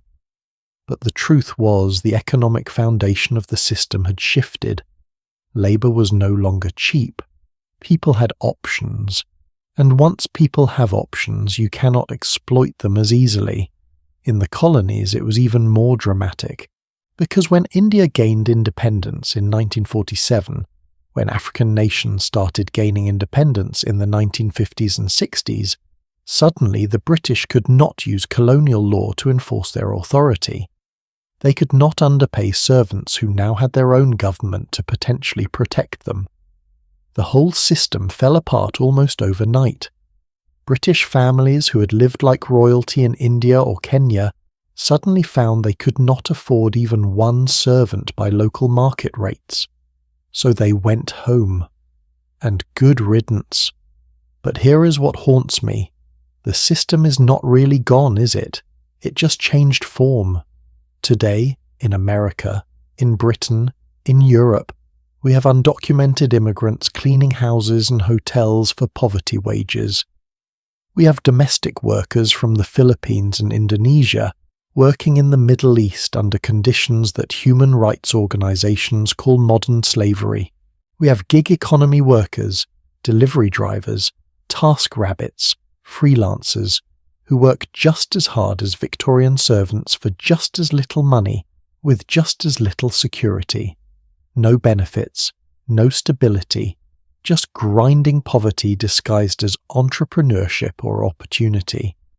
The Victorian servant system taught the modern world how to exploit labour while maintaining the appearance of respectability, how to create hierarchies that make the oppressed police each other, how to pay just barely enough that people survive but never thrive, how to make people dependent so they cannot leave even when they are being mistreated, and we are still using that playbook. So when we talk about the economics of Victorian servitude, we're not just talking about history, we're talking about the foundations of how our world works right now, about who has power and who does not, about who profits and who struggles, about systems that are designed to look like they are helping people when they are actually extracting every possible ounce of value from their labour. All right, we have followed the money. We have seen how the system trapped people in poverty while enriching the people at the top. We have seen how it worked in England and how it was even worse in the colonies, and we have seen how it finally started to collapse when the economics shifted. But economics alone does not tell the whole story, because there was something else happening in those servant quarters, behind those closed doors, in those stolen moments between tasks, something that the employers never quite understood and never could quite control. The servants were not just passive victims, they were human beings with agency, with intelligence, with the ability to resist in small ways and sometimes large ways. And that resistance, that refusal to be completely broken by the system is what we need to explore next. Because it is in those moments of resistance that we see the true humanity of these people, and it is in understanding their resistance that we learn how systems of oppression eventually fail, not because the oppressors become enlightened, but because the oppressed refuse to accept their oppression any longer. That is where we are going, into the hidden world of servant resistance, rebellion, and the slow, painful birth of something like dignity. Stay close. Here is something the history books rarely tell you. Oppression never goes unchallenged.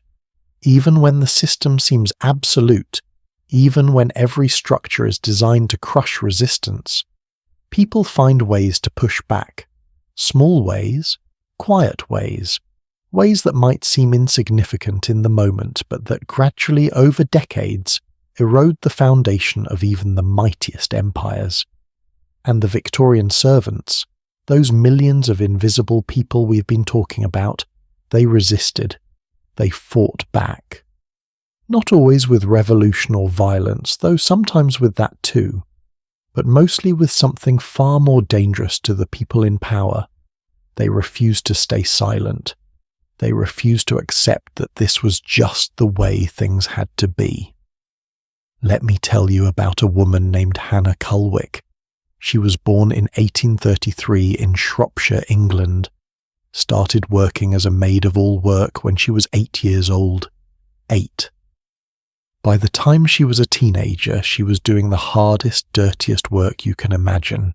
Scrubbing floors, carrying coal, emptying chamber pots, hauling water. The kind of work that destroyed your hands and your back before you reached 30. But Hannah did something unusual, something almost unheard of for a servant of her class and time. She kept a diary. Now, most servants could not write well enough to keep a diary. Many could barely sign their own names. But Hannah could write, and she did, every day for decades. And in those diaries, which survived and are now in a library at Trinity College, Cambridge, she recorded her life in brutal, unflinching detail. She wrote about how many buckets of water she carried in a day. She wrote about her aching muscles and bleeding hands. She wrote about the endless, grinding labour. But she also wrote about her thoughts, her feelings, her sense of self, her refusal to see herself as less than human just because society told her she was. At one point, Hannah wrote about deliberately making her hands as rough and blackened as possible through hard work. She was proud of those hands, proud of the evidence of her labour. She was not ashamed. She was not trying to hide what she was or pretend to be something else. She was saying through her diary and through her life, "I am a working woman. This is what I do, and I have dignity." That might not sound revolutionary to you, but in Victorian England, where servants were supposed to be invisible, where they were supposed to disappear into the background and never assert themselves, where the whole system depended on them accepting their inferiority, for a servant to write down her own story, to claim her own voice, to insist on her own humanity? That was an act of resistance. Hannah also had a secret. For over 20 years she had a relationship with a middle-class man named Arthur Munby. He was a lawyer, a poet, someone who moved in respectable society, and he was obsessed with working women. He used to walk around London photographing female labourers. It was unusual, maybe even creepy by modern standards, but here is what matters. Hannah and Arthur loved each other. They eventually married in secret in 1873. Secret because a marriage between a gentleman and a maid-of-all-work was absolutely scandalous. It violated every social rule. But they did it anyway. They chose love over the hierarchy that said they could not be together. Now, did Hannah and Arthur's secret marriage change the system? No. Did it free other servants? No. But it proved something important. It proved that the boundaries were not natural. They were artificial. They could be crossed. And every time someone crossed them, even in secret, it weakened the whole structure just a little bit. Let me give you another example. In the 1880s and 1890s, something started happening in London that had never really happened before in an organised way. Servants started talking to each other, not just within one household, but across households.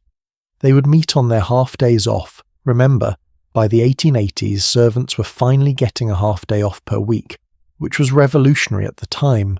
They would meet in parks or in cheap tea shops or just on the street corners, and they would share information. Do not work for the Clarksons on Park Lane. They do not feed you enough, and the mistress is cruel. The Hendersons in Mayfair are decent. They give Christmas bonuses and do not work you on Sundays. If you need a reference and yours is refusing, go see Mrs. Patterson, who runs the registry office on Baker Street. She will help you. This might seem like small stuff, just gossip, just people talking. But it was actually incredibly threatening to the system, because the system depended on information asymmetry. Employers had all the power because they controlled the references, the wages, the terms of employment. Servants had to take whatever was offered because they did not know what else was available. They were isolated in their individual households with no way to compare notes or organize. But once servants started sharing information, once they started building informal networks, the power balance shifted. Ever so slightly, but it shifted. Suddenly bad employers started having trouble finding good servants. Word got around. Families who are known for being abusive or stingy found that when they advertised for staff, nobody applied. Or only the most desperate applied. People who had no other choice. And desperate people do not make good servants. They make mistakes. They quit without notice. They sometimes steal out of sheer necessity. Meanwhile, households that treated their servants decently found they could attract and keep good staff. There was starting to be, for the first time, something like a market dynamic. Not a fair market. It was still massively tilted in favour of the employers, but not the total one-sided exploitation it had been before. There is a fascinating court case from 1891 that illustrates this shift. A housemaid named Margaret Sullivan was dismissed without pay or reference by her employer, a wealthy widow named Mrs. Whitfield. Margaret had worked for Mrs. Whitfield for 3 years. The reason given for her dismissal? Mrs. Whitfield claimed that Margaret had been impertinent. What did that mean? Margaret had apparently asked very politely if she could have her wages increased by £1 per year because she'd taken on extra responsibilities after another maid left and was not replaced. £1. She asked for £1 more per year for doing the work of 2 people, and she was fired for impertinence. But here is where the story gets interesting. Margaret did not just accept this and disappear into poverty like servants had always done before. She sued. She took Mrs. Whitfield to court for wrongful dismissal and for withholding wages. Now she did not win the case. The judge sided with the employer, as judges almost always did. But the fact that the case happened at all, the fact that a dismissed servant had the audacity, the resources, the knowledge of her rights to actually go to court, that was new, that was threatening. And the case was reported in newspapers. Working-class people read about it. Other servants read about it. And they started to realize that maybe, just maybe, they did not have to accept everything. Maybe they had some rights. Maybe they could fight back, even if they usually lost. Because even losing publicly was better than suffering silently. Around the same time, something else was happening. Labour movements were growing in Britain. Trade unions for factory workers, for dock workers, for miners. These unions were fighting for better wages, shorter hours, safer conditions. And some people started asking, why not a union for domestic servants? It is a good question, right? If factory workers can organise, why not servants? But here is the problem. Servants were incredibly hard to organise. They were scattered across thousands of individual households. They worked in isolation. They were under constant surveillance by their employers. They had almost no free time, and they were competing with each other for jobs, which made solidarity difficult. If you tried to organise a strike, your employer would just hire someone more desperate to replace you. But there were attempts. In 1891, a woman named Jessie Stephen, who would later become a famous suffragette and labour organiser, started working as a domestic servant at age 15, and she later wrote about how even then, as a teenage girl, she was furious about the conditions. She wrote, "I decided that when I grew up I would do something about the slave conditions of domestic workers, and she did. She spent her life fighting for workers' rights." There was also an organisation called the Domestic Workers Union founded in London in the early 1890s. It never got very large, maybe a few hundred members at most, but it existed. It held meetings. It published pamphlets advising servants of their legal rights. It tried to establish minimum wage standards and maximum hour limits. Most employers ignored it. Most servants were too afraid to join, but it planted seeds. It showed that organisation was possible. Now let me take you back to the colonies, because resistance there took different and often more dramatic forms.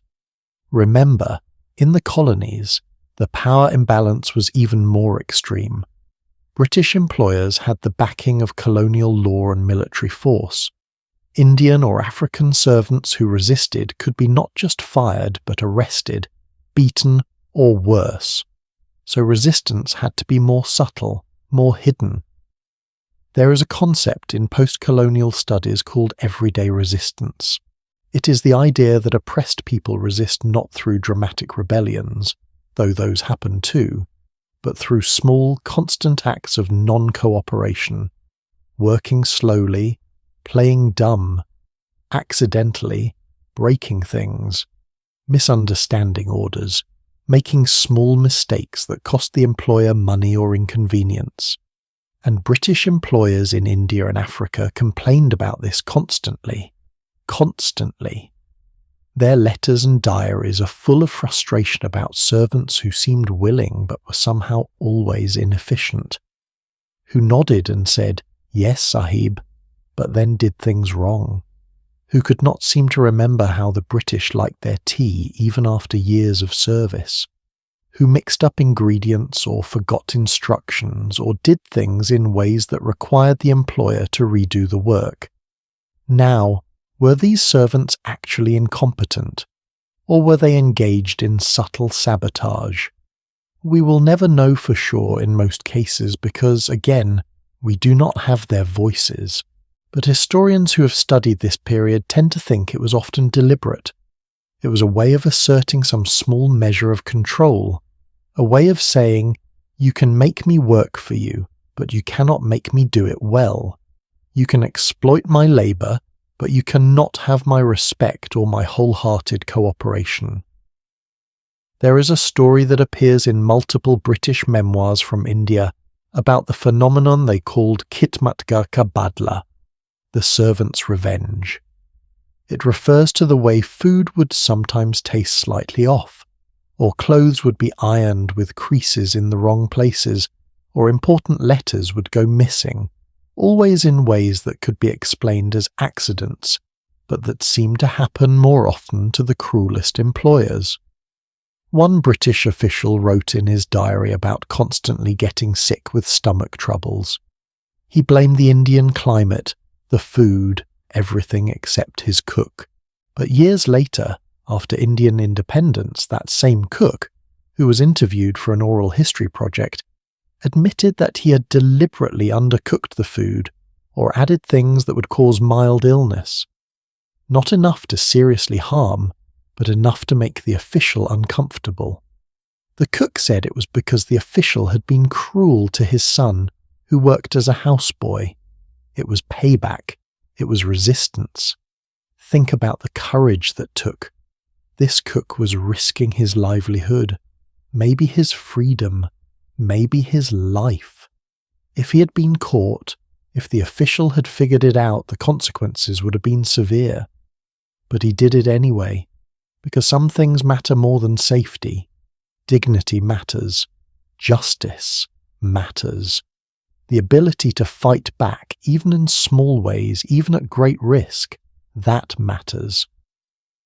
There were also more overt forms of resistance in the colonies.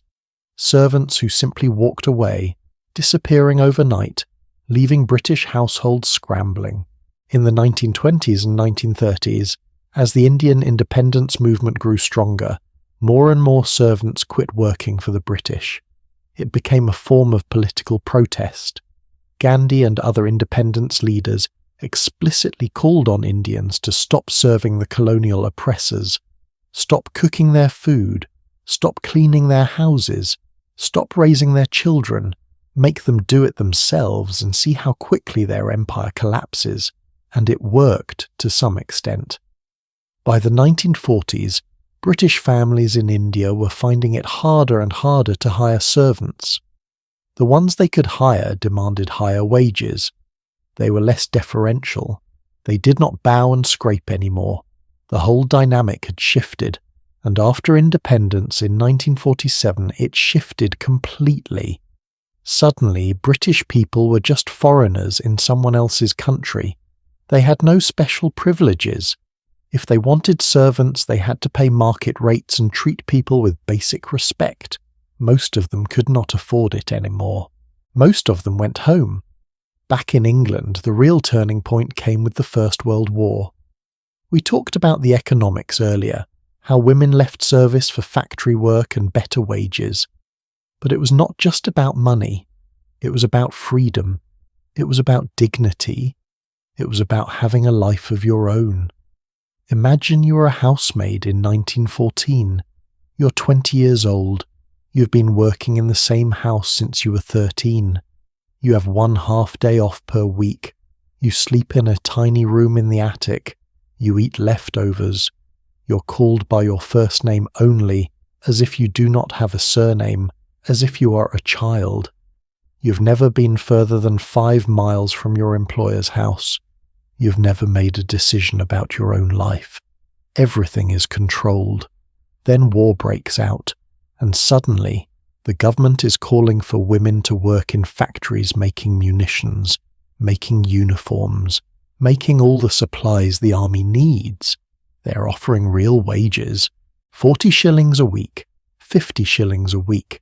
That is more than double what you make as a housemaid. You have to live in a factory dormitory, but you share a room with only 1 other person, not 3. You have evenings off. You can go to the cinema. You can go dancing. You can have friends. You can have a boyfriend without asking permission. You can be a person. Do you see what I am getting at? The war did not just change the economics. It changed what women knew was possible. It gave them a taste of independence, and once you have tasted that, you can never quite go back to accepting total subservience. There are amazing photographs from World War I of women in factories, and if you look closely at their faces, you see something. Pride, confidence, exhaustion, yes, because the work was hard and dangerous, but also joy. The joy of having agency, of earning your own money, of being part of something larger than just serving one family's comfort. After the war ended in 1918, employers desperately wanted things to go back to how they were. They wanted their servants back. They ran advertisements in newspapers, good positions available for reliable maids. They complained in their letters and diaries about the servant problem. Why would nobody work for them anymore? Did young women today have no sense of duty?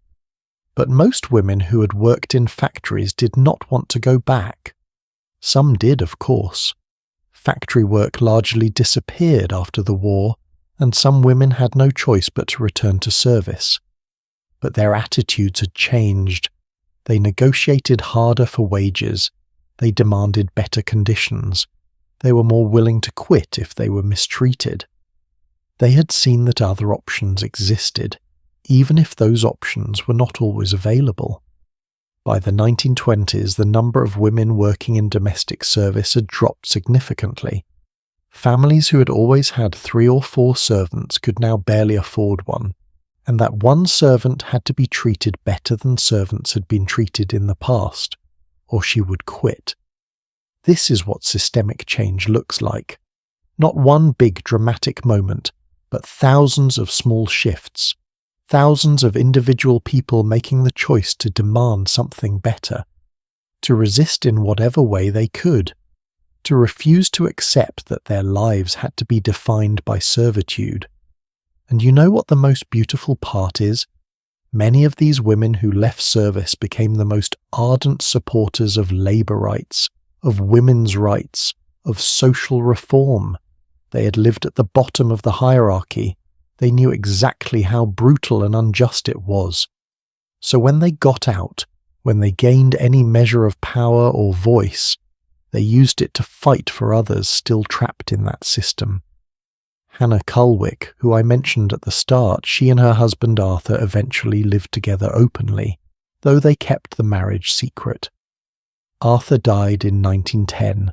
Hannah lived until 1909. Wait, I meant Hannah died in 1909. She was 76 years old.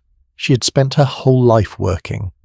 But she left behind those diaries, her voice, her story, her insistence on her own humanity. And now, more than a century later, we can hear that voice. We can know her. She resisted erasure.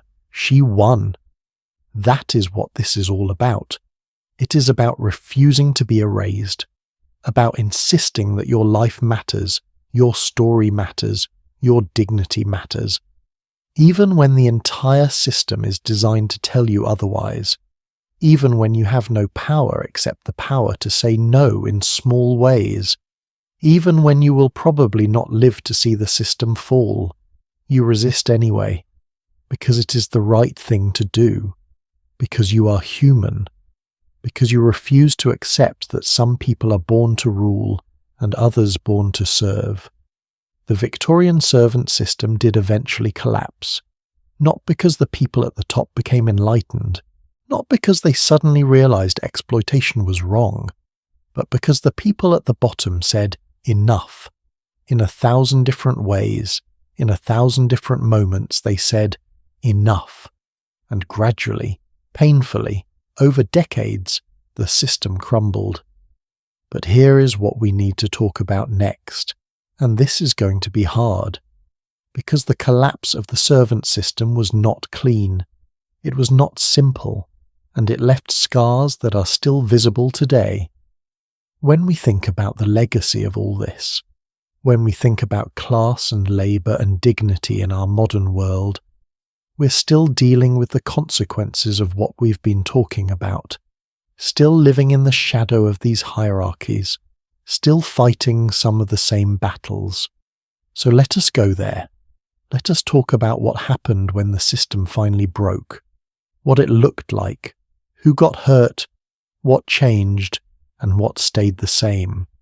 Because understanding that helps us understand our own world, our own struggles, the ways we are still, all of us, living with the legacy of servitude and empire and the slow, painful fight for human dignity. That is where we are headed. Stay with me.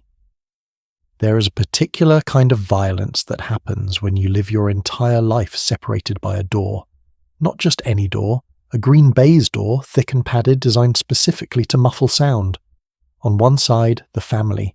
Light, warmth, laughter, music, conversation, comfort. On the other side, the servants. Darkness, cold, silence, labour, exhaustion. And that door stays closed. Always closed. You can pass through it to serve, but you can never truly cross it. You can never belong on the other side. This was not accidental. This was not just architecture. This was apartheid, domestic apartheid, and it was practiced with the same deliberate cruelty, the same careful attention to separation and hierarchy as any racial apartheid system you've ever heard of. In fact, the Victorian home was where many British people learned how to do apartheid. They practiced it on their own poor before exporting it to their colonies. Let me paint you a very specific picture. It is a grand house in London, let us say 1885. The family consists of a gentleman, his wife, 3 children, and maybe an elderly relative. 5 or 6 people total. They occupy the entire ground floor, drawing room, dining room, library, morning room, and the entire first floor, which is the bedrooms and private sitting rooms. That is about 15 to 20 rooms for 5 people. The servants, and this house employs maybe 8 of them. They occupy the basement and the attic. The basement is where the kitchen, scullery, servants' hall, and a few tiny storage rooms are located. Dark, damp, often with windows at street level, so you're looking up at people's feet walking by. The attic is where the servants sleep, in tiny rooms tucked under the eaves where the ceilings are so low you can barely stand up straight. Freezing in winter, suffocating in summer, 8 people sharing maybe 4 or 5 small rooms. But the separation is not just about space, it is about every single detail of daily life. The family has one set of staircases, wide, carpeted with polished banisters and good lighting. The servants have completely separate staircases, narrow, steep, uncarpeted, poorly lit. And the rule is absolute. Servants must never be seen using the family's stairs. Never. If you are carrying coal or water or laundry, and you happen to encounter a family member on the stairs, you must immediately turn your face to the wall. You must not look at them. You must not speak unless spoken to. You must make yourself as invisible as possible. Can you imagine what that does to a person? Day after day, year after year, being told that your very presence is an offence, that you must hide yourself, erase yourself, become a ghost in order to be acceptable. There is a documented case from the 1890s, and this is in the employment records of a house in Belgravia, where a housemaid was dismissed for impertinence. What was her crime? She smiled. She was carrying linens up the stairs. She encountered the master of the house coming down. She turned to face the wall as required, but she smiled as she did it. Maybe she had just heard a joke from another servant. Maybe she was thinking of something pleasant. It did not matter. The master saw the smile, interpreted it as mockery or familiarity, and she was gone by the end of the day. No reference, no wages for that week. Just out. The servants also had entirely separate entrances. The family entered through the grand front door with its polished brass and footmen standing at attention. The servants entered through a side or back entrance. usually down a flight of steps to the basement level, often hidden behind hedges or walls so that the neighbours would not have to see the servants coming and going. The tradesman, the butcher, the grocer, the coal man, they also used the servants' entrance. It was a geography of status made visible in stone and brick. Inside the house the boundaries continued. Servants were not allowed in certain rooms unless specifically summoned to clean or serve. The drawing room, the library, the family bedrooms, these were forbidden territory except when you were working. You could spend years in a house and never actually see most of it properly because you were always working, always in motion, always focused on your task. You could not pause to look at a painting or run your hand along the silk wallpaper or sit in one of those comfortable chairs just to see what it felt like. That was not for you. That would never be for you. Even the food was segregated. The family ate elaborate multi-course meals prepared by the cook. Roasted meats, fresh vegetables, fine breads, desserts, wines. The servants ate the leftovers, if there were any. If there were not, they ate cheap bulk food purchased specifically for them. Bread, cheese, porridge, weak tea. In many households, the butter served to the family was real butter, while the servants got margarine, which was a new invention in the late Victorian period and was considered inferior. Same with sugar. The family got white refined sugar, the servants got cheaper brown sugar. Some families even had separate china for the servants. Chipped plates, mismatched cups, the stuff too damaged or outdated for the family to use but still functional enough for servants. You could live in a house full of beautiful things and never be allowed to touch them, eat from them, enjoy them. You were surrounded by luxury while living in deprivation. Now here is where this gets truly disturbing. This separation was not just maintained by the employers, it was enforced by the servants themselves. Remember that hierarchy we talked about? The butler and housekeeper at the top, the scullery maid and hallboy at the bottom.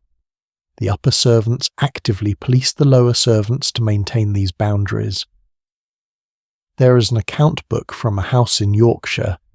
I'm getting this from a local historical society archive, where the housekeeper noted in her weekly reports to the mistress that she had corrected a kitchen maid for sitting down in the scullery when she should have been standing while working.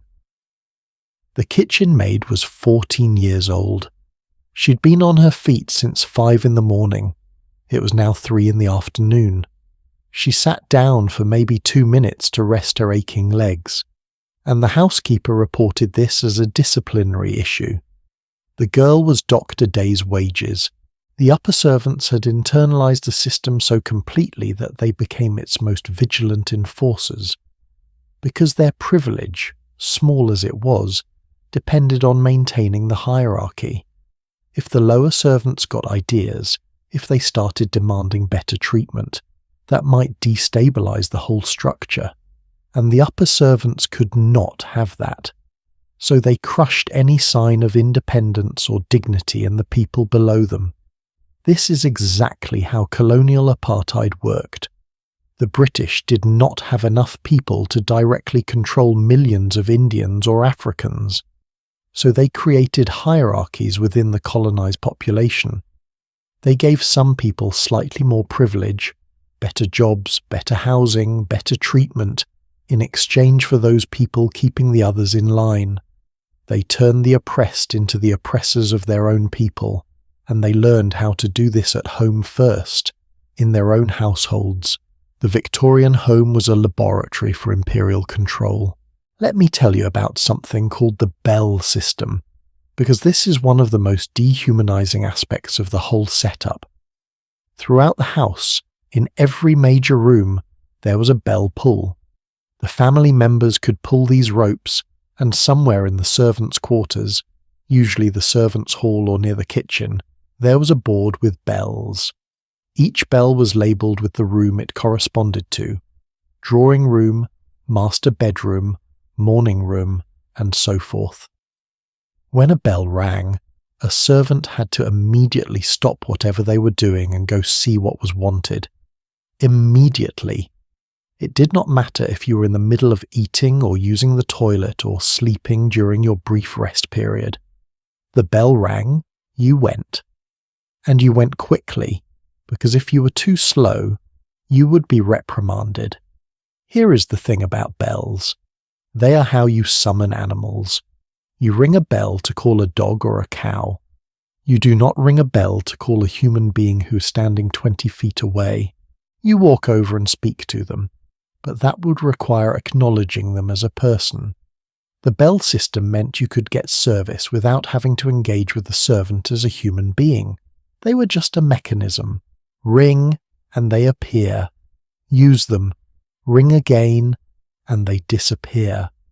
There are servants' memoirs, and there are not many because most servants could not write well enough to leave memoirs, but the few that exist are incredibly valuable, where they describe the sound of those bells haunting them for years after they left service. One woman wrote that even decades later, if she heard a bell ringing, a shop bell, a church bell, anything, she would feel this jolt of anxiety, this trained response to immediately jump up and serve. The conditioning went that deep. Now, this segregation, this apartheid, it created something psychologically damaging for everyone involved. Not just the servants, though they bore the worst of it, but also the family, especially the children. Because if you grow up in a house where there are people you are taught to never look at directly, never speak to as equals, never consider as fully human, what does that do to your capacity for empathy? What does that do to your moral development? There are multiple accounts from adults who grew up in these houses describing a kind of cognitive dissonance. On one hand, you genuinely cared about your nanny or your nurse, or the cook who made your favourite treats. You had affection for them. But on the other hand, you knew they were not really part of your world. They were servants. They were beneath you. And somehow, you had to hold both of those truths in your head simultaneously, without it breaking you. Most people resolved this by just not thinking about it too much, by accepting it as natural. That is just how things are. Some people are born to serve, some are born to be served.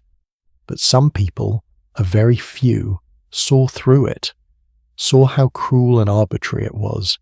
And those people sometimes spent their lives trying to dismantle the system. There was a woman named Violet Markham. She was born in 1872 into a wealthy family, grew up in a house with servants, and she later became a social reformer, focusing specifically on improving conditions for domestic workers. She wrote in her memoirs about the moment she realized the system was wrong. She was a child, maybe 8 years old, and she had a favorite housemaid named Annie, who used to sneak her sweets and tell her stories. One day Annie was sick, really sick, running a high fever. But the housekeeper made her work anyway because they were short-staffed. Annie collapsed. She had pneumonia. She nearly died. And young Violet asked her mother why Annie had to work when she was so sick. And her mother said something like, "Well, dear, she is needed. The house cannot run itself." No sympathy. No recognition that Annie was a human being suffering. Just, the work must be done. Violet wrote that in that moment something clicked in her mind.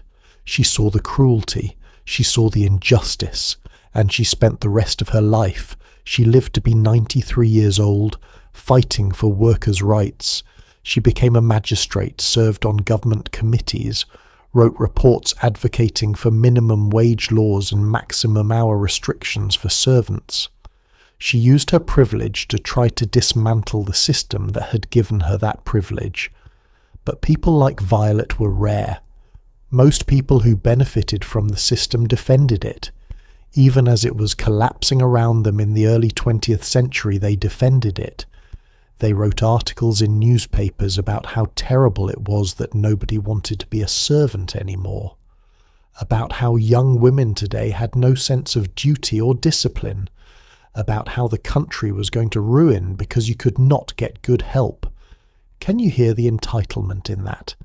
The assumption that other people owed them service. That it was a young woman's duty to spend her life scrubbing their floors and emptying their chamber pots for poverty wages. The complete inability to see those women as human beings with their own dreams and desires and right to self-determination. This is what apartheid does. It does not just separate people physically. It separates them morally and psychologically. It creates this moral blindness where you genuinely cannot see the humanity of the people on the other side of that green baize door. And when the door finally opens, when the system finally breaks down, and you are forced to confront the people you have been exploiting as actual human beings with actual grievances, it is profoundly destabilizing. In the British colonies, when independence movement succeeded and the colonized people suddenly had power, many British colonists were genuinely shocked. They had convinced themselves that the people they ruled actually liked being ruled, that they were grateful for British civilization, that they were happy with their lot. The idea that these people might resent them, might hate them, might want them gone, it genuinely had not occurred to them. Because the apartheid system had worked so well at preventing any real human connection or understanding. The same thing happened with servants in England. When servants started leaving en masse after World War I, employers were shocked. But we treated you well. We gave you a place to live and food to eat. Why would you leave? They genuinely could not understand that having to sleep in a freezing attic, eat leftovers, be rung for like a dog, and be forbidden from having a life of your own, that this was not being treated well. That this was, in fact, a kind of prison. There is a phrase that historians of slavery in America use, the veil. The idea that enslaved people had to wear a metaphorical veil, hiding their true thoughts and feelings from their enslavers, showing obedience and contentment on the outside while seething with resentment on the inside, because to show your true feelings was dangerous. Victorian servants wore the same veil.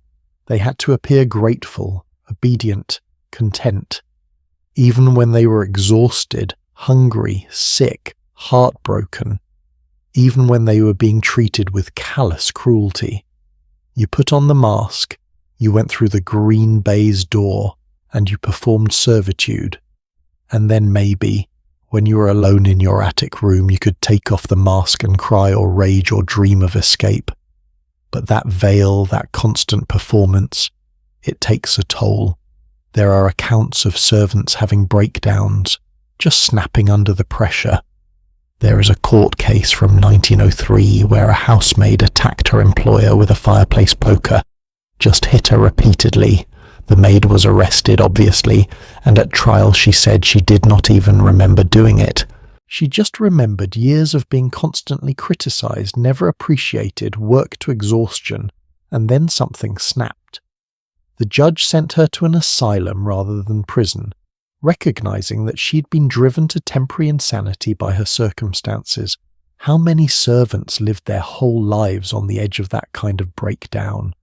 How many survived only by completely numbing themselves, turning off their feelings, going through the motions like automatons?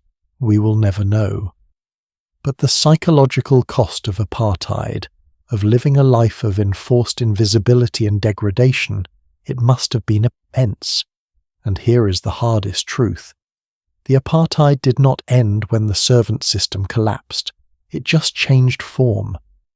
Because the attitudes, the hierarchies, the assumptions about who deserves dignity and who does not, those did not disappear. They are still with us. Today, in the wealthiest homes in London, in New York, in Los Angeles, there are still domestic workers. They are often immigrants now, people from the Philippines or Mexico or Eastern Europe. They clean houses, care for children, cook meals, and in many cases they are still living in a form of apartheid. Separate quarters, separate food, expected to be invisible. Not quite slavery, not quite servitude, but not quite freedom either. The green baize door is still there, we just call it something else now. And that is what we need to reckon with next. Because understanding the Victorian servant system is not just about history. It is about understanding the structures of exploitation and hierarchy that still shape our world, about recognizing the ways we still separate people into those who matter and those who serve, about asking ourselves, which side of the door are we on, and what are we doing about it? So let us pull back the curtain one more time. Let us look at how this system finally collapsed completely, what replaced it, and what lessons we can learn from all of this. Because those lessons matter. They matter urgently. The apartheid of the Victorian home taught the modern world how to exploit labour while maintaining a veneer of respectability. And we are still living with the consequences, still fighting the same battles, still trying to dismantle doors that should never have been built in the first place. That is where we are going, into the aftermath, the legacy, and the question of how we build a world without green baize doors. Stay close. Every empire falls eventually, not all at once usually, not with a dramatic explosion or a single climactic battle. Most empires crumble slowly, piece by piece, like a building where the foundation has been rotting for years. One day you notice a crack in the wall, then another, then suddenly the whole structure comes down and everyone acts surprised even though the signs were there all along.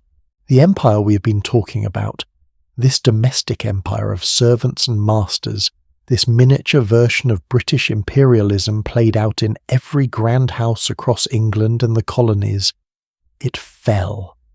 And when it fell, it changed everything. Changed how people lived, how they thought about work and dignity, how society itself was organised. But the collapse was messy, painful, and in many ways, incomplete. Let me take you to a specific moment. November 11th, 1918, 11 in the morning. The armistice is signed. World War I is over. Church bells are ringing across Britain. People are pouring into the streets, crying, laughing, embracing strangers. 4 years of unimaginable horror are finally done. Over 17 million people dead worldwide, but it is over. And in houses across Britain, servants are hearing those bells and thinking, I am not going back. I am not going back to that life. Because here is what had happened during those 4 years. The war had broken every rule. Women who had been confined to homes and trapped in service were suddenly working in munitions factories, driving ambulances, serving as nurses at the front. They were wearing trousers. They were earning real wages. They were living in dormitories with other women, staying up late talking and laughing, going to dance halls on their days off, making their own decisions about their own lives, and men who had been footmen and hall boys were now soldiers. They had seen the world, or at least France and Belgium. They had experienced the horror of war, yes, but also the strange equality of the trenches where a butler's son and a lord's son could die in the same mud. The rigid class system had loosened just a little under the pressure of shared trauma. There is a letter, and this is in the Imperial War Museum archives in London, from a woman named Dorothy Barton. She had been a lady's maid before the war. During the war, she worked in a munitions factory in Manchester, and when the armistice came, her former employer wrote to her asking if she would return to her position. The wages offered were actually slightly better than before, £18 a year instead of 15. The employer clearly thought this was generous, Dorothy wrote back, and her letter is just beautiful in its quiet dignity. She said, "Thank you for the offer, but no. She had learned during the war that she was capable of more than brushing someone else's hair and mending someone else's clothes. She had learned that she could do work that mattered, that contributed to something larger than one family's comfort. She had learned what it felt like to have money in her pocket and a door she could lock. She wrote, "I find I have become accustomed to being treated as a person rather than a convenience." That line, that one line. I have become accustomed to being treated as a person rather than a convenience. That is what the war had done. It had shown millions of working-class women that they were people, that they deserved to be treated as people, and once you know that, you cannot unknow it. The numbers tell the story. In 1914, before the war, approximately 1.4 million women worked in domestic service in Britain. By 1918, that number had dropped to under 1 million, and it kept dropping. By 1931, there were only about 1.2 million. By 1951, fewer than 700,000. The profession was dying, and the employers panicked. Absolutely panicked. They called it the servant problem, and they talked about it constantly. In newspapers, in magazines, in parliamentary debates. How are we supposed to maintain our homes without servants? How are we supposed to raise our children? How will we eat? Who will clean? There is a whole genre of articles from the 1920s and 1930s with titles like The Vanishing Servant, and Why Girls Will Not Go Into Service, and The Crisis in Domestic Labour. And if you read these articles, they are both fascinating and infuriating.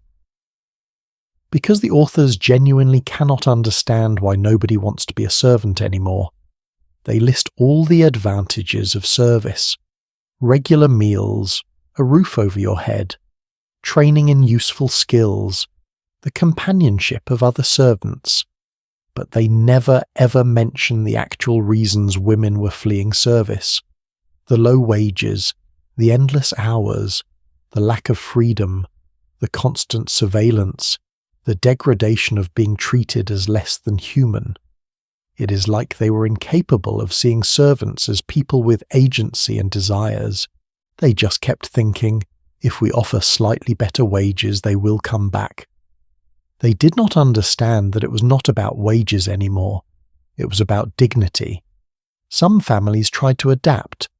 They started calling servants household staff or household help, as if changing the terminology would change the reality. They advertised positions with modern conveniences, meaning the house had running water and maybe electricity, so the work would be slightly less backbreaking. Some even offered something unheard of: afternoons off, full afternoons, not just half days. Revolutionary, but it was not enough. Because women had other options now. The war had expanded the economy. There were jobs in shops, in offices, in light manufacturing. These jobs did not pay much more than service. Sometimes they paid less. But they offered something invaluable: freedom.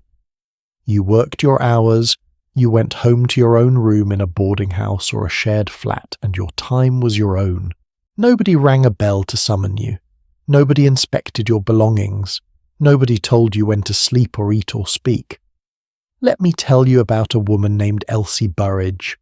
We know about her because she was interviewed in the 1970s for an oral history project about working-class life. Elsie was born in 1902. She started working as a scullery maid when she was 14, in 1916 during the war, and she hated it. Hated every minute. The work, the isolation, the way the cook screamed at her, the freezing attic room, all of it. In 1919, when she was 17, she quit. Just walked out one day with her few possessions in a bag. No notice, no reference. She went to London and got a job as a shop girl in a department store. She made slightly less money than she had as a maid, but she shared a room with two other shop girls in Clapham, and they became best friends. They went to the cinema together. They saved up and bought fashionable dresses. They dated young men without having to ask permission. They went dancing. Elsie said in her interview, and I am paraphrasing here, that she would have rather starved than go back to service, because being poor with freedom was better than being slightly less poor with none. And thousands of women made the same calculation. Hundreds of thousands. The effect on upper-class and upper-middle-class families was profound. Houses that had employed 10 or 12 servants before the war could now afford maybe 2 or 3 if they were lucky. And those 2 or 3 had to be treated much better than servants had been treated before, or they would quit and find other work. This forced a complete reorganization of domestic life. Families had to do things themselves that they had never done before. Imagine being a 40-year-old woman who has never in her entire life made her own bed, or cooked a meal, or washed a dish. Your mother did not do those things. Your grandmother did not do those things. Servants always did them. And now, suddenly you have to learn. It must have been humiliating for many of these women. Their entire sense of identity, their entire understanding of their place in the social order, was tied to having servants. Without servants, who were they? Some families coped by installing modern conveniences. Vacuum cleaners instead of maids to beat the carpets, washing machines instead of laundry maids, gas or electric stoves instead of coal-burning ranges that required constant tending. The manufacturers of these appliances explicitly marketed them as replacing servants. There are advertisements from the 1920s that say things like, "The Hoover is your tireless servant," or "This stove works for you like 3 kitchen maids."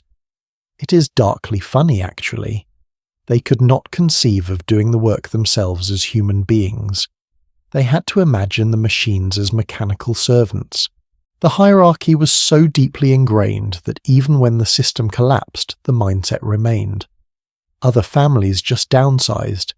They moved from grand houses that required large staffs to smaller houses, or flats that could be managed with minimal help or none at all. The big Victorian and Edwardian mansions became impossible to maintain.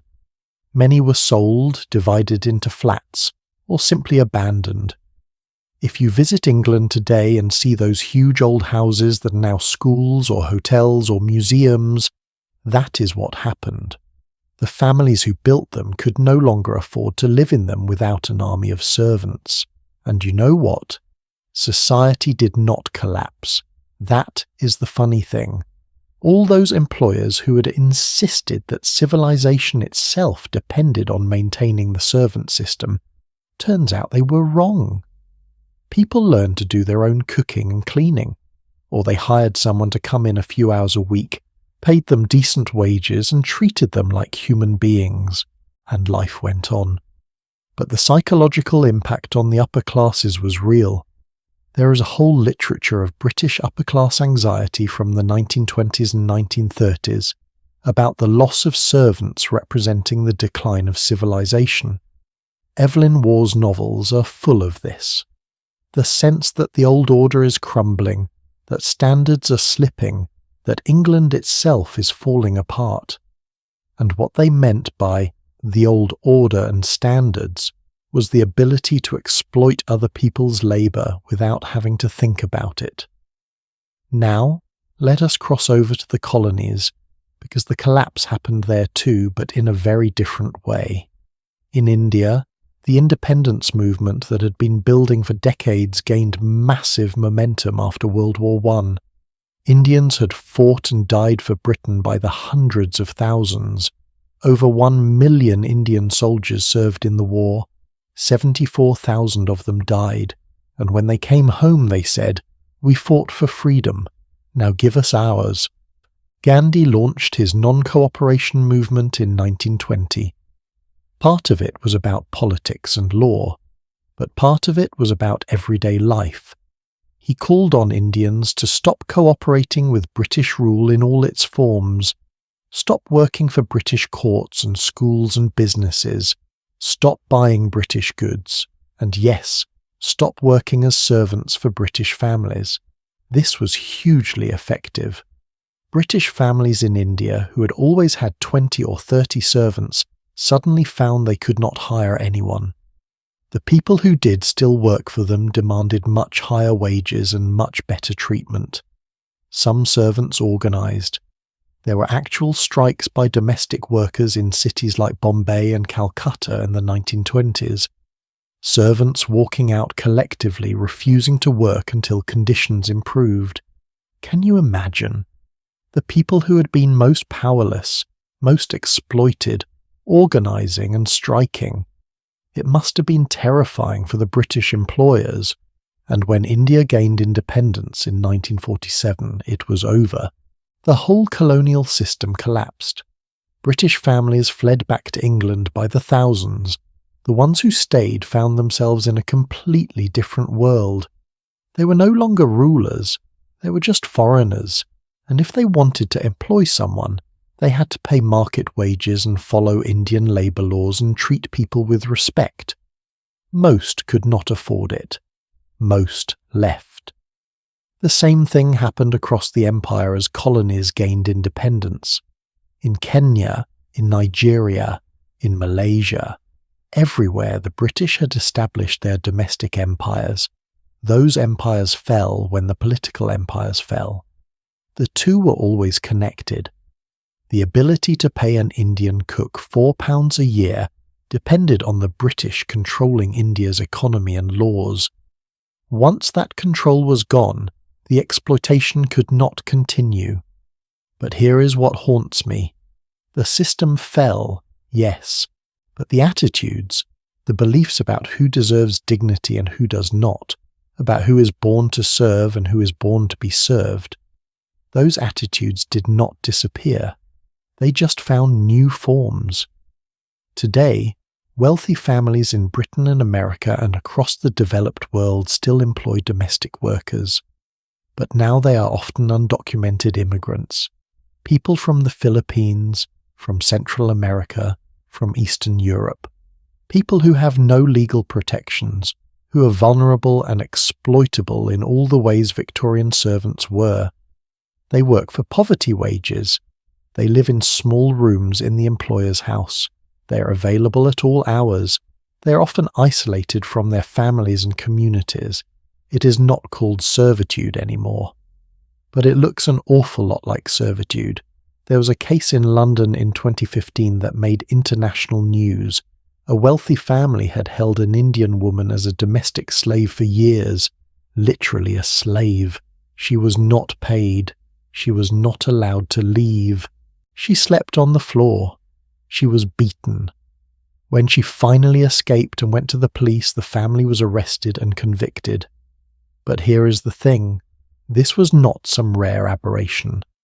Human rights organisations estimate that there are thousands of domestic workers in Britain right now living in similar conditions. Thousands in 2025. The Victorian servant system taught us that it is possible to exploit people brutally while maintaining a respectable appearance, while going to church on Sundays and talking about morality and civilization. And we are still using that playbook. We have just outsourced the exploitation to people with less power, less visibility, less ability to fight back. So when we talk about the collapse of the servant system, we have to be honest. It did not really collapse. It evolved. It became less visible. The green baize door is still there. We just do not call it that anymore. And that brings us to the hardest question. The question we have been building toward this whole time. What do we do about it? How do we actually dismantle these systems of exploitation and hierarchy? How do we build a world where everyone's labour is valued, everyone's dignity is respected, where there are no green baize doors separating people into those who matter and those who serve? Because understanding history is not enough. Understanding how we got here is not enough. We have to figure out where we go from here. We have to learn from the resistance of those Victorian servants who refused to accept their lot, who organised, who fought back, who walked away even when it was dangerous, even when they had no safety net, who said, "I have become accustomed to being treated as a person rather than a convenience," and meant it. That is what we need to talk about next. Not just the history, but the present and the future. Not just what was, but what could be. Because the story of the Victorian servants is not just their story. It is our story. We're all living in the world they helped create through their labour and their resistance, and we have a responsibility to finish what they started, to finally, truly dismantle the green baize door. That is where we are headed, into the uncomfortable present and the uncertain future. But together, always together, let us continue. What does it mean to be seen? Really seen, not as a function or a role, but as a person. This is not a philosophical question. For the Victorian servants we've been talking about, for the millions of people labouring invisibly to make someone else's life comfortable, being seen was the difference between humanity and erasure, and the most insidious part of the system was not the low wages or the long hours, though those were terrible. The most insidious part was that it made people invisible while they were standing right in front of you. I want to tell you about something that happened in 1923 that perfectly captures this invisibility. There was a court case, and it involved a butler named Frederick Gorst. Frederick had worked for the same family, the Pembrokes, a titled aristocratic family, for 26 years. 26 years. He had started as a hall boy when he was 15, worked his way up to footman, then under butler, then butler. He knew every member of the family. He had served them breakfast, lunch, and dinner for over 2 decades. He had been present at weddings, funerals, christenings. He had heard their conversations, their arguments, their secrets. He had been there. And then, in 1923, when Frederick was 41 years old, he became ill. Tuberculosis. A death sentence in those days, though some people did recover if they got rest and proper treatment. Frederick asked the family if he could have some time off to recuperate. He had saved some money. He had a sister who lived in the countryside where the air was better. He just needed maybe 3 months. The family dismissed him. Immediately. No severance beyond his wages owed. No pension despite 26 years of service. And here is the part that is going to make you angry.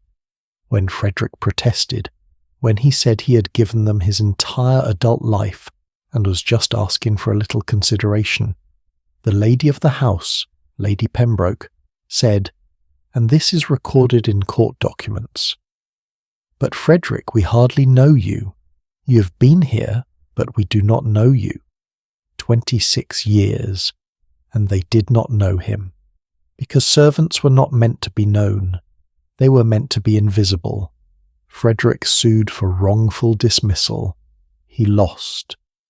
The judge ruled that employers had no obligation to provide for servants beyond their contracted wages. Frederick died 8 months later in a charity hospital. He was 42 years old. But here is why I am telling you this story. Because a journalist covered the case. A young woman named Naomi Mitchison, who was a novelist and social reformer. And she wrote an article about it that caused a scandal.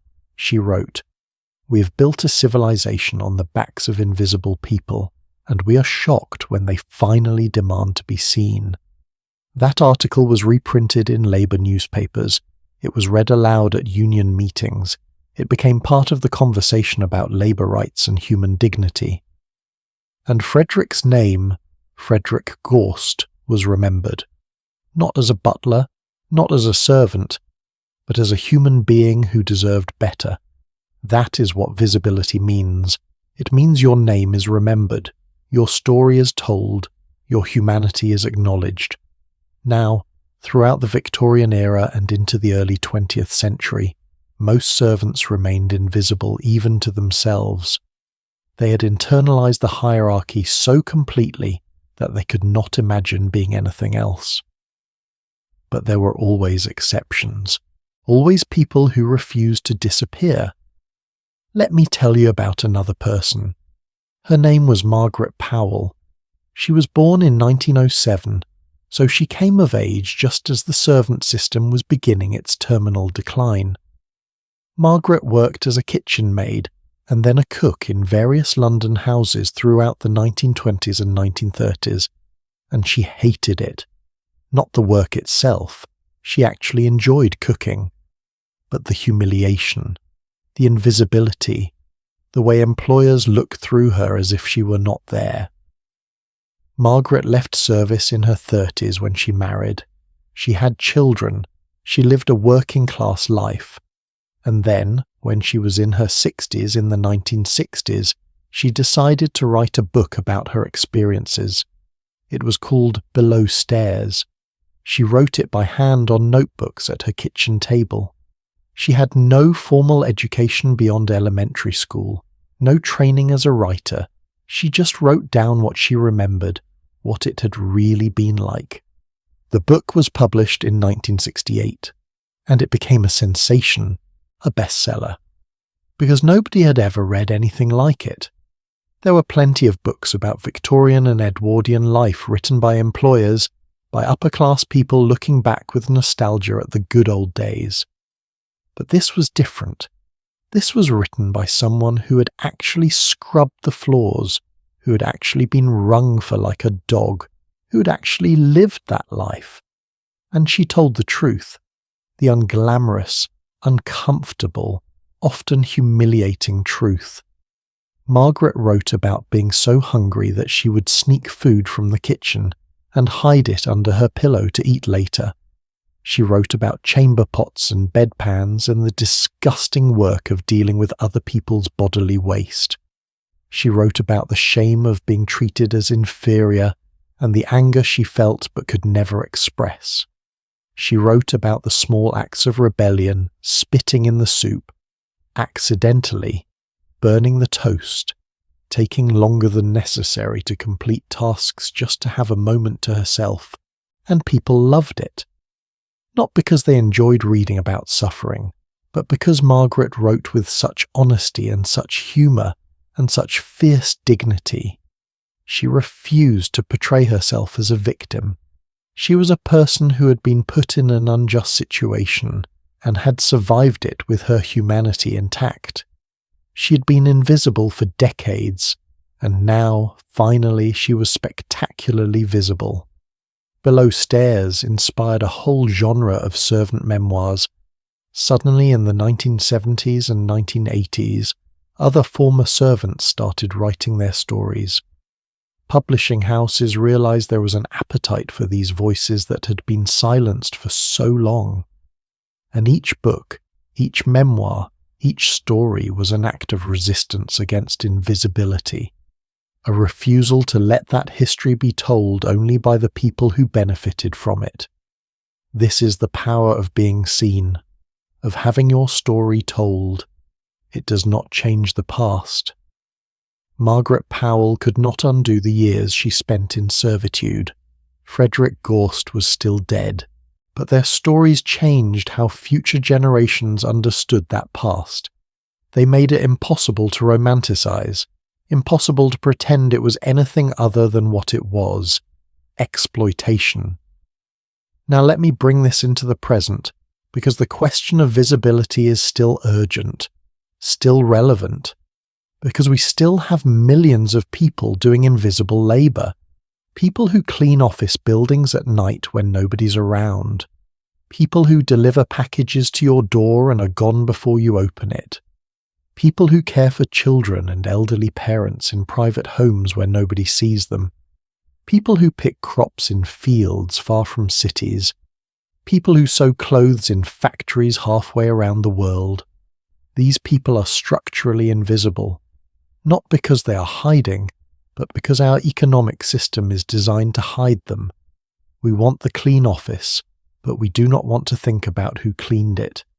We want the cheap shirt, but we do not want to think about who made it under what conditions. We want the convenience of fast delivery, but we do not want to think about the driver who has to skip bathroom breaks to make the quota. This is the same invisibility that the Green Bay's door created. It is just operating at a much larger scale. But here is the thing. Just like in the Victorian era, people are refusing to stay invisible. They are organising. They're speaking out. They're demanding to be seen. In 2018, there was a strike by hotel workers in California. Thousands of housekeepers walked off the job, and they did something brilliant. They invited journalists into the hotels, not to the fancy lobbies and guest rooms, but to the service areas. The laundry rooms where temperatures regularly exceeded 100 degrees. The supply closets that workers had to share as changing rooms because they were not given proper facilities. The carts loaded with so much weight that pushing them caused chronic back injuries. They made the invisible visible, and it worked. They won significant wage increases, better working conditions, and protections against sexual harassment. But more than that, they changed the narrative. People started thinking about housekeepers not as invisible service providers, but as workers with rights and dignity. That same year, there was a campaign called Hands That Feed Us, organised by domestic workers in the United States. Nannies, housekeepers, elderly care workers. They created a series of photographs showing themselves at work, but looking directly at the camera, looking directly at the viewer. It sounds simple, but it was powerful, because servants in the Victorian era were trained to never make eye contact with their employers. Looking down was a sign of deference and submission. Looking directly at someone was a claim to equality. These domestic workers were saying, "We are here. We see you seeing us. We demand to be seen as equals." The campaign led to the passage of domestic workers' bills of rights in several states. These laws guarantee things that should have been basic all along: minimum wage, overtime pay, 1 day off per week, protection from discrimination and harassment. Things that Victorian servants fought for and never got. Things that are still not universal even now. But the fight for visibility is not just about legal protections. It is also about cultural representation, about who gets to tell stories and whose stories get told. And this is where we have made real progress, but also where there is still so much work to do. Think about how servants are portrayed in popular culture. Downton Abbey was a massive hit, right? Millions of people watched it. And it did show servants. It did give them storylines and personalities. But it also romanticized the system. It made it look cozy and quaint. The servants had their little dramas, but fundamentally they were happy in their roles. They knew their place and they accepted it mostly. The show was nostalgic for a hierarchical world where everyone knew where they belonged. Compare that to something like The Remains of the Day by Kazuo Ishiguro. That novel is also about a butler, but it is devastating. It is about a man who gave his entire life to service, who suppressed every personal desire, every emotion, every human connection, in order to be the perfect servant. And at the end of his life he realizes what he has lost. He has been invisible even to himself. He has erased his own humanity in service to someone else's. That is a much more honest portrayal, much more uncomfortable, but much more true to the reality of what that system did to people. We need more stories like that, more stories told by people who actually experienced exploitation, or whose ancestors did. More stories that refuse to romanticize or sanitize, more stories that insist on the full humanity of people who work in the shadows. And we need to apply this to the present. When we talk about gig economy workers or undocumented immigrants or anyone doing precarious labor, we need to see them, really see them, not as economic units or statistics or problems to be solved, but as people with complex lives and dreams and dignity. There is an organisation in England called the Voice of Domestic Workers that does exactly this. They organise migrant domestic workers, people from the Philippines, Indonesia, Nigeria, working in wealthy British homes, and they do not just fight for better wages and conditions, though they do that. They also create spaces for these workers to tell their stories, to be heard, to be visible. They have published collections of testimonies. They have created art exhibitions. They have organised public events where domestic workers speak about their experiences, and they have trained some of these workers to become advocates and organisers themselves, to go from being invisible to being leaders, to go from being silenced to being the ones who speak.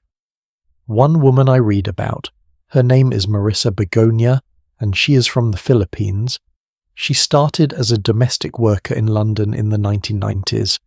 She was isolated, exploited, paid almost nothing. But she connected with this organisation. She learned her rights. She learned how to organise. And now she is a full-time advocate for domestic workers' rights. She speaks at international conferences. She advises governments on labour policy. She's visible in a way that would have been unimaginable when she first arrived in London as a scared young woman working in someone's basement. That is what change looks like. Not just better wages or better laws, though those are crucial, but transformation. People going from invisible to visible, from silence to heard, from objects to subjects of their own stories. And here is the question I want to leave you with as we move into the final part of our journey. What does it mean for you to see? In your own life, in your own world, who are the invisible people? Who does the work that makes your life possible? And have you ever actually looked at them, spoken to them, learned their names? This is not about guilt. It is about awareness, about making a conscious choice to see. Because once you see, you cannot unsee. Once you recognize someone's humanity, you cannot ignore it.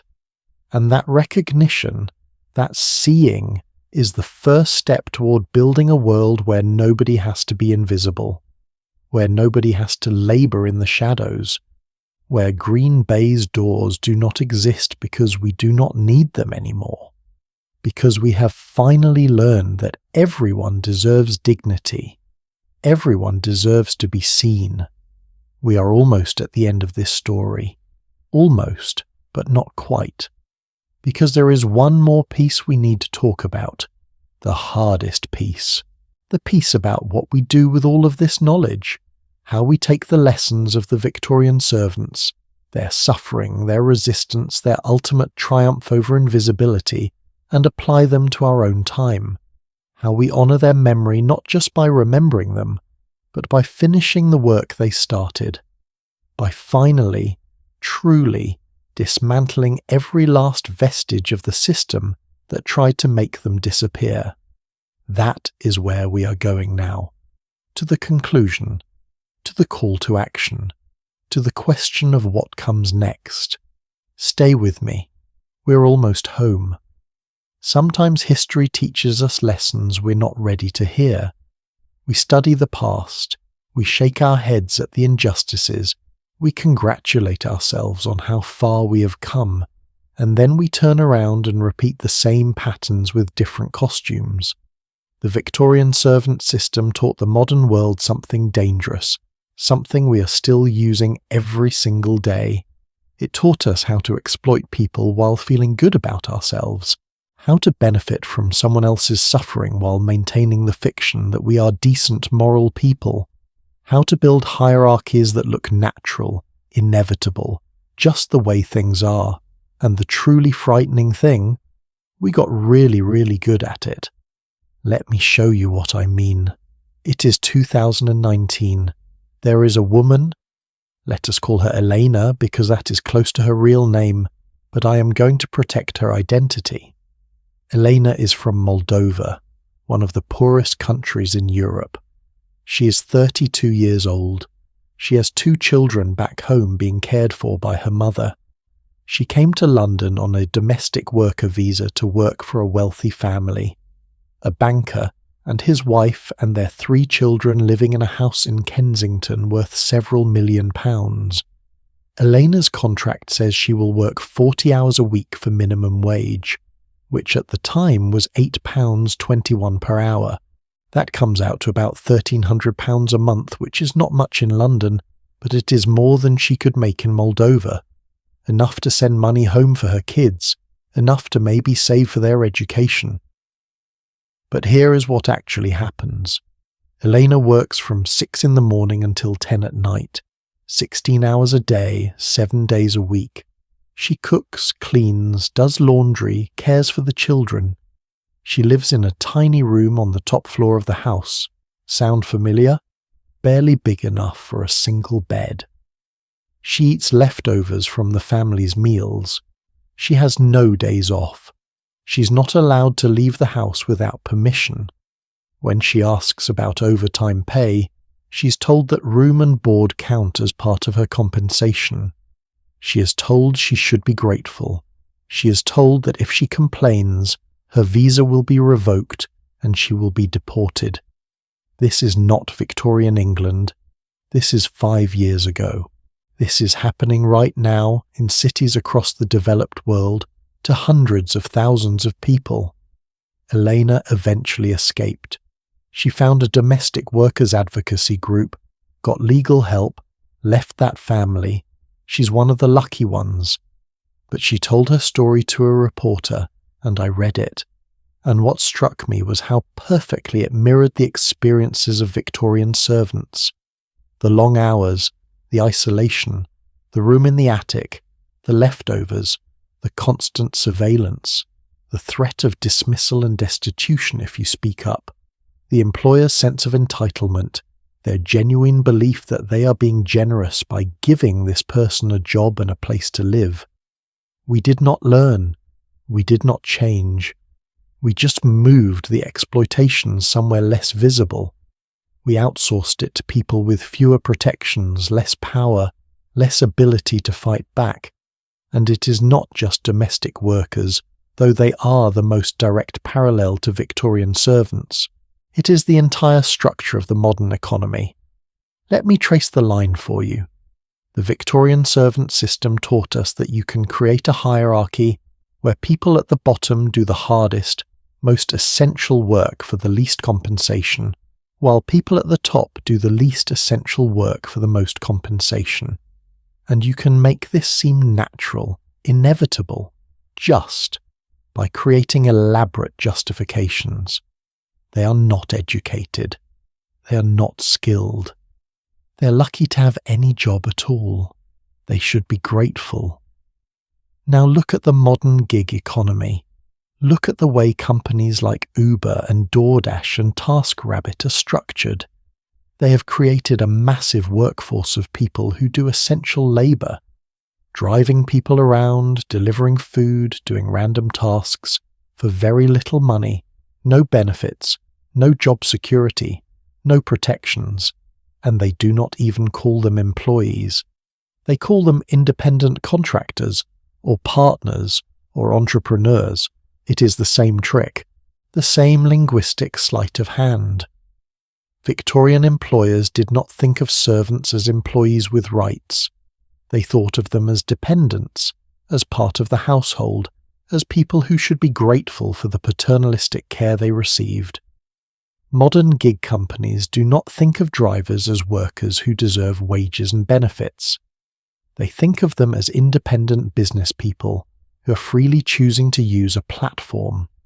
Both systems create relationships that look like employment but are legally structured to deny workers the protections and rights that actual employees have. Both systems depend on keeping a large pool of desperate people who have no better options. Both systems extract maximum value from human labour while minimizing the compensation and care provided in return. And both systems are defended with the same arguments. When Victorian servants complained about their conditions, Employers said, "But you have food and shelter. You have training and skills.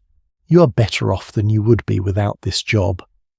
When gig workers complain about their conditions today, companies say, "But you have flexibility. You're your own boss. You're better off than you would be with a traditional job." It is gaslighting. It has always been gaslighting.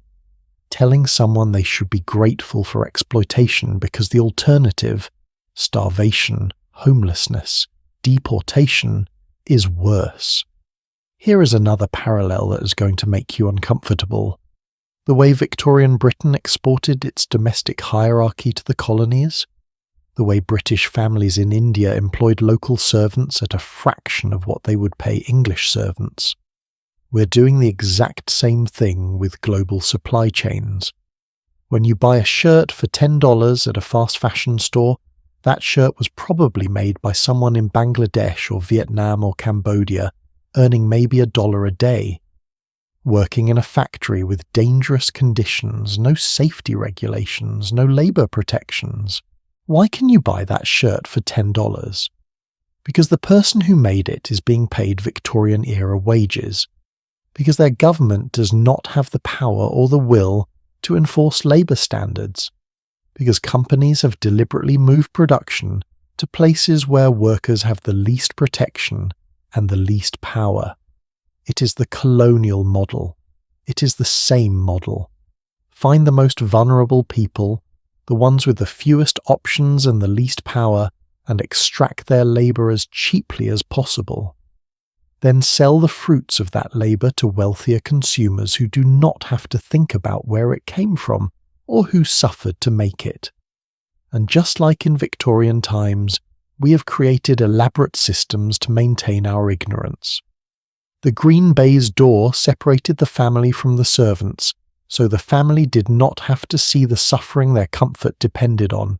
Today, we have global supply chains that are so long and so complex that you can buy a product without ever knowing who made it or under what conditions.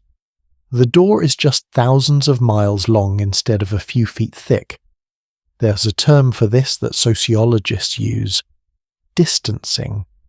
The greater the distance between you and the person whose labor benefits you, the easier it is to ignore their suffering. The easier it is to avoid moral responsibility.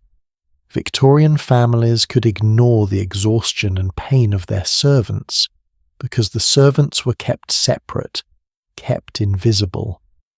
Modern consumers can ignore the exhaustion and pain of factory workers in other countries because those workers are literally on the other side of the world, out of sight, out of mind. But here is what I want you to understand. This distancing is not accidental.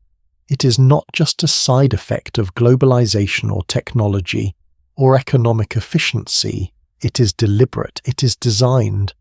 Because if you actually met the person who made your shirt, if you saw the conditions they work in, if you heard their story, you might start asking uncomfortable questions. You might start demanding change. The Victorian servant system collapsed partly because that distance started to break down. When servants started writing their stories, when journalists started investigating their conditions, when the general public started to actually see what was happening in those grand houses, it became harder to maintain the fiction that everyone was happy with the arrangement. And that is happening now, too. Slowly, painfully, but it is happening. People are starting to see.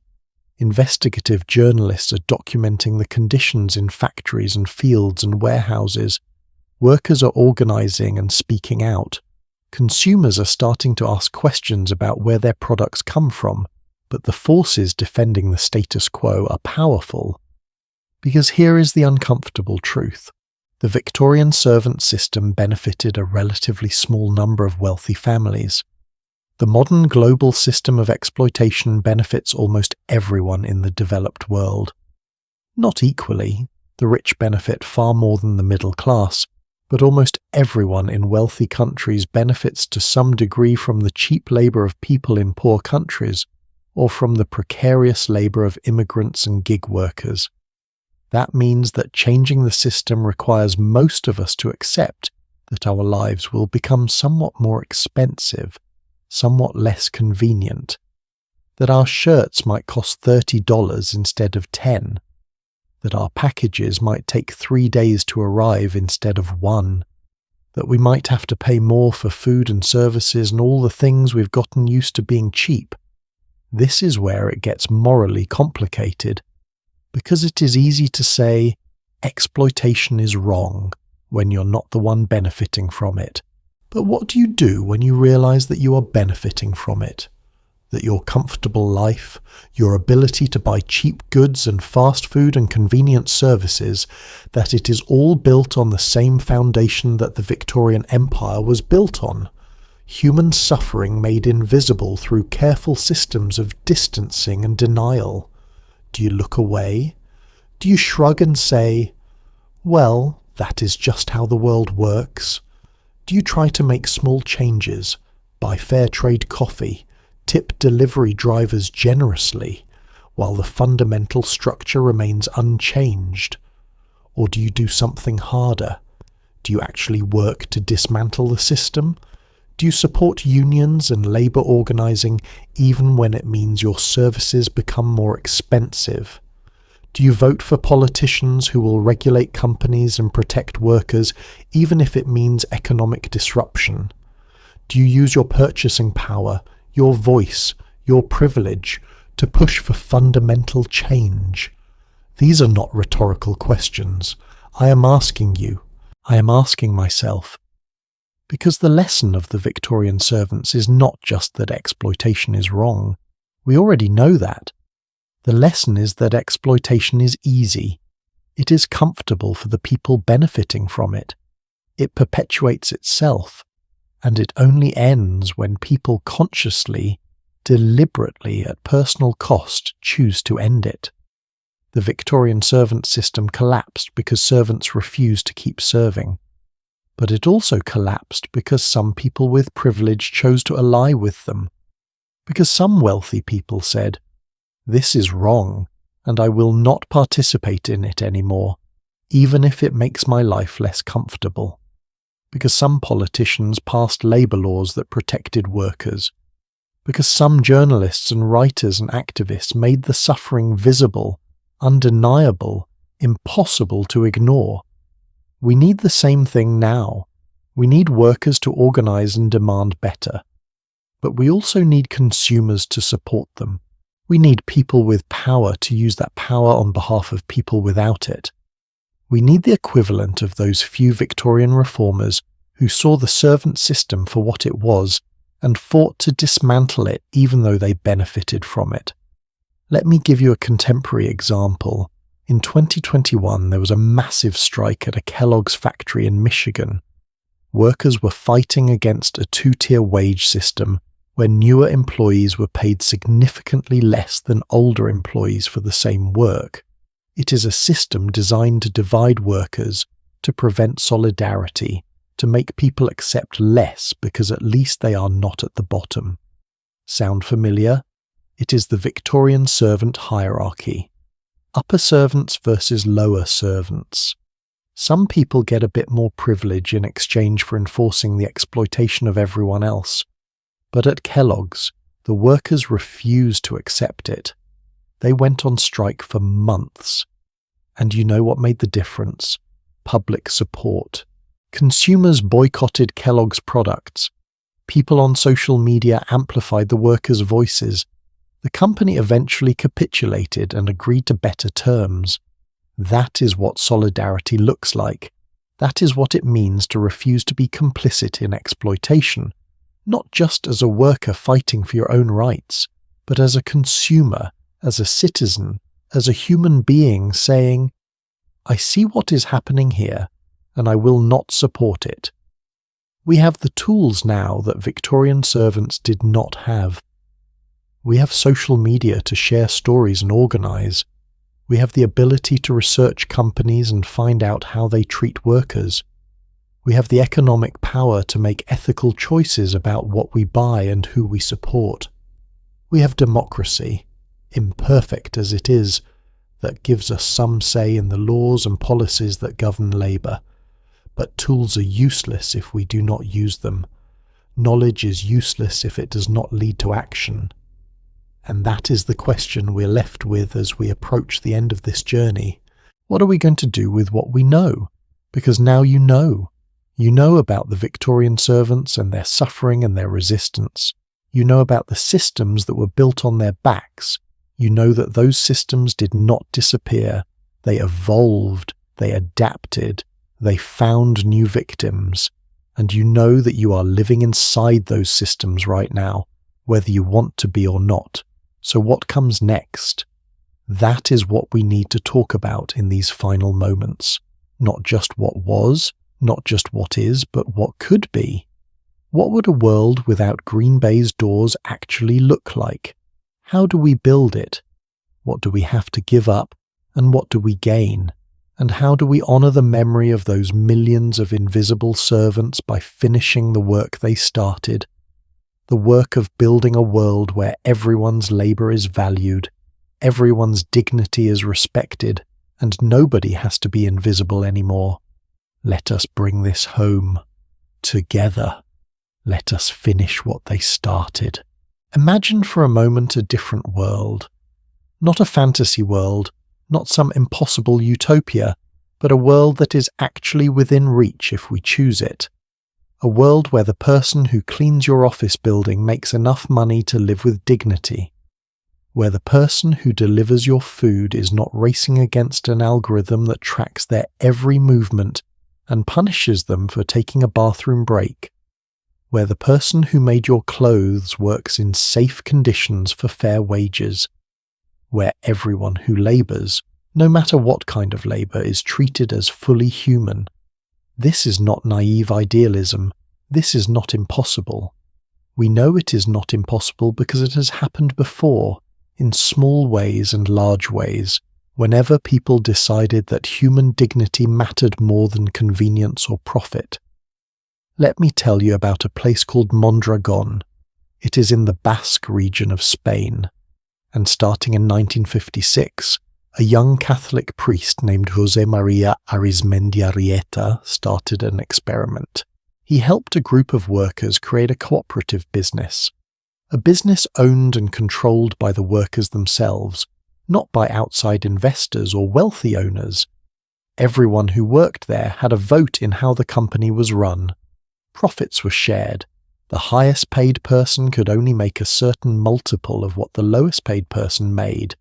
At first it was 3-1, now it is around 9-1, which is still far more equitable than most corporations where the ratio can be 500-1. And here is the amazing thing, it worked. That one cooperative grew, more cooperatives were created. Today, the Mondragon Corporation is one of the largest business groups in Spain. It employs over 80,000 people.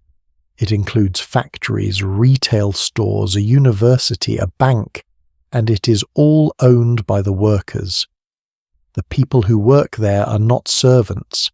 They are not employees in the traditional sense. They are co-owners. They have democratic control over their workplace. They share in the profits they create. When times are hard, they vote on solutions together.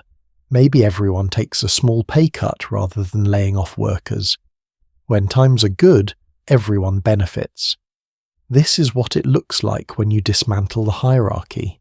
When you say, actually the people who do the work should have power over that work and should benefit from that work. It is not perfect. It has challenges and complications, but it proves that you can run successful businesses without recreating the master-servant relationship, without green baize doors. Now, Mondragon is unusual. It is not the norm, but it exists. And there are other models, other experiments, other ways of organizing work that respect human dignity. Worker cooperatives exist all over the world, in Italy, in Argentina, in the United States. Some are small, a bakery, a cleaning service, a tech startup. Some are large, entire industries reorganized on cooperative principles. And the research on these organizations is fascinating.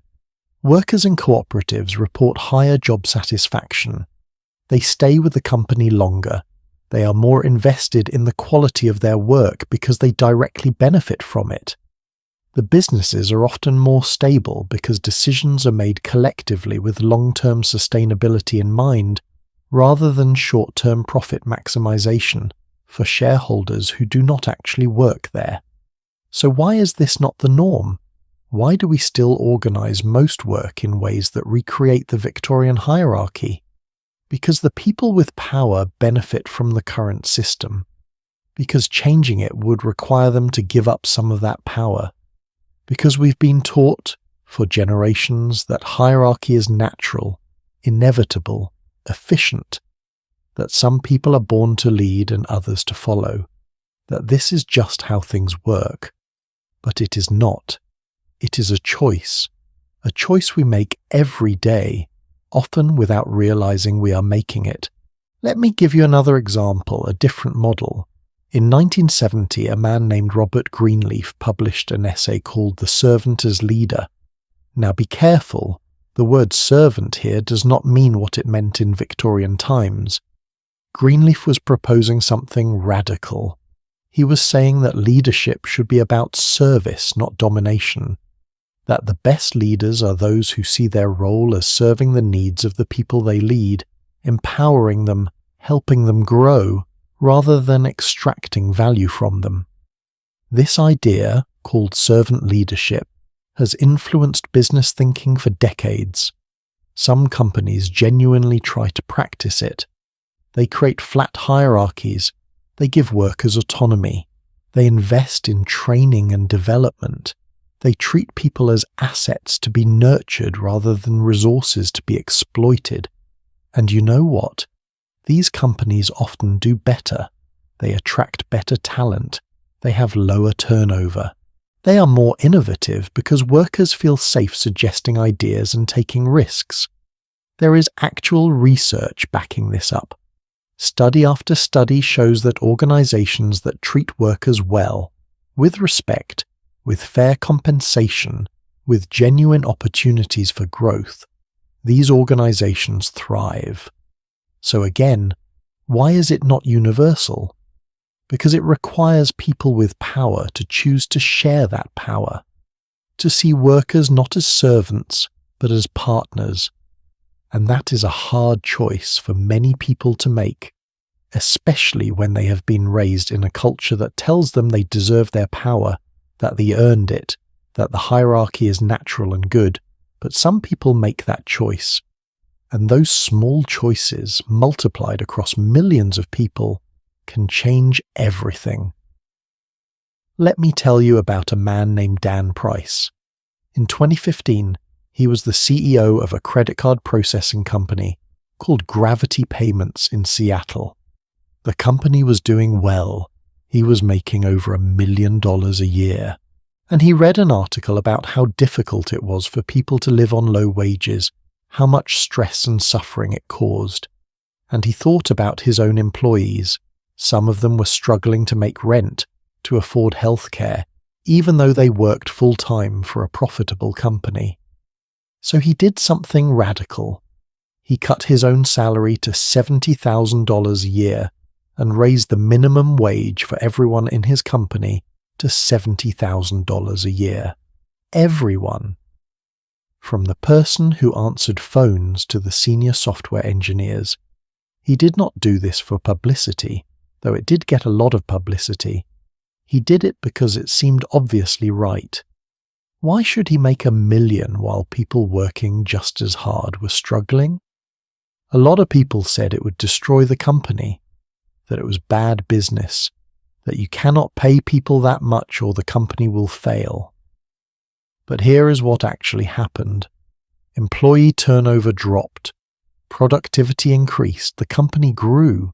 Workers who'd been stressed and anxious and distracted by financial worries became more engaged, more creative, more committed. The company is still thriving today, 10 years later. Dan Price did not eliminate hierarchy entirely. He is still the CEO, but he chose to use his power differently. to flatten the hierarchy, to share the wealth more equitably, and it worked. Now, one CEO making one choice does not fix the system, but it proves something important. It proves that the excuses we are given for why we cannot pay people fairly, why we cannot treat them with dignity, these excuses are lies. It is possible. It is just not what the people with power want to do. So how do we make them want to do it? Or better yet, how do we change the system so that it does not depend on the goodwill of individual CEOs? This is where we get to the uncomfortable part, because the answer is collective action, organization, solidarity, regulation, democracy, the same things that brought down the Victorian servant system. Workers need to organize. That has not changed. Unions are still one of the most effective ways for workers to gain power and negotiate for better conditions. And yes, unions have problems. They are not perfect, but the historical record is clear. When workers organize, their wages go up, their conditions improve, their dignity increases. When unions are strong, inequality decreases. When unions are weak, inequality explodes. The Victorian servants who tried to organize faced enormous obstacles. They were scattered across thousands of individual households. They were legally vulnerable. They had no protections, but they tried anyway. And their attempts, their small acts of collective defiance, helped lay the groundwork for the labour movements that eventually won rights for workers. Today, organising is both easier and harder. Easier because we have technology. We can communicate and coordinate in ways they could not imagine. Harder because companies have gotten very sophisticated at crushing unions, at dividing workers, at making solidarity seem impossible. But it is not impossible. We have seen successful organising campaigns in recent years.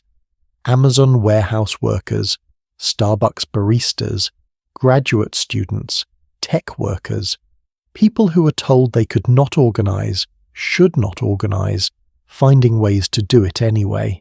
And when they succeed, they do not just win better wages for themselves.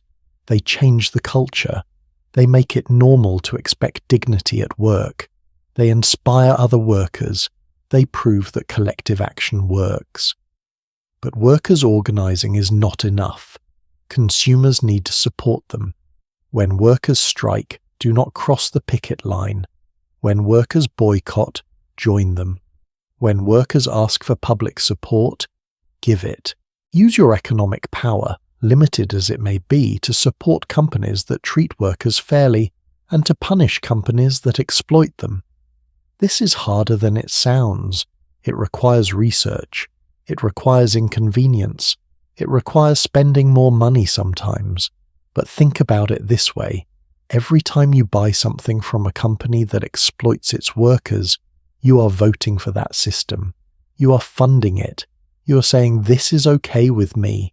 And every time you choose differently, even if it is just a small choice, buying fair trade coffee or supporting a unionized business, you're voting for a different system. You're funding dignity instead of exploitation. Now, individual consumer choices alone will not fix everything. We also need systemic change. We need laws that protect workers, minimum wage laws that actually provide a living wage, overtime protections, safety regulations, the right to organize without retaliation, laws that prevent companies from misclassifying employees as independent contractors to avoid giving them benefits. All of these laws exist in some form, but they're often weak, poorly enforced, or full of loopholes. Strengthening them requires political action. Voting for politicians who support workers, calling your representatives, supporting organizations that lobby for labor rights. It is boring work. It is not glamorous, but it matters. The Victorian-era labour laws that finally gave workers some protection did not materialise out of nowhere. They were fought for year after year by activists and organisers and regular people who cared. And here is something that might surprise you. Some of the most effective advocates for labour rights in the late Victorian and Edwardian eras were wealthy people. People like Beatrice Webb and Charles Booth, who did investigations into poverty and working conditions and published reports that shocked the public. People like Lord Shaftesbury, who used his position in Parliament to push for factory reform. People who had power and privilege and chose to use it on behalf of people without power. We need that same kind of allyship today. If you have power in your workplace, use it to protect people below you. If you have financial security, use it to support workers who are striking or organising. If you have a platform, use it to amplify workers' voices. If you can afford to shop ethically, do it and encourage others to do it. This is not about guilt. This is not about performative virtue. This is about genuine solidarity, about recognizing that we are all connected, that an injury to one is an injury to all, that none of us are truly free until all of us are free. There's a phrase from the labour movement: an injury to one is an injury to all. It originated with the industrial workers of the world in the early 20th century, and it captures something essential. When anyone is exploited, when anyone is denied dignity, it damages all of us. It makes the world worse for everyone. Because a society built on exploitation is a society built on cruelty, on lies, on the deliberate denial of human connection and empathy. Conversely, when we build systems that respect everyone's dignity, that value everyone's labour, that refuse to make anyone invisible, we all benefit. Not just materially, though we do benefit materially from having a more stable, more equitable economy, but spiritually, morally. We benefit from living in a world where we do not have to avert our eyes from suffering, where we do not have to construct elaborate mental gymnastics to justify the comfort we enjoy at someone else's expense. Imagine waking up every day knowing that your life, your comfort, your conveniences are not built on anyone's misery, that the food you eat, the clothes you wear, the services you use, they are all created by people who are treated fairly, paid justly, respected as equals. Imagine the psychological freedom of that, the moral ease. That world is possible. It has always been possible.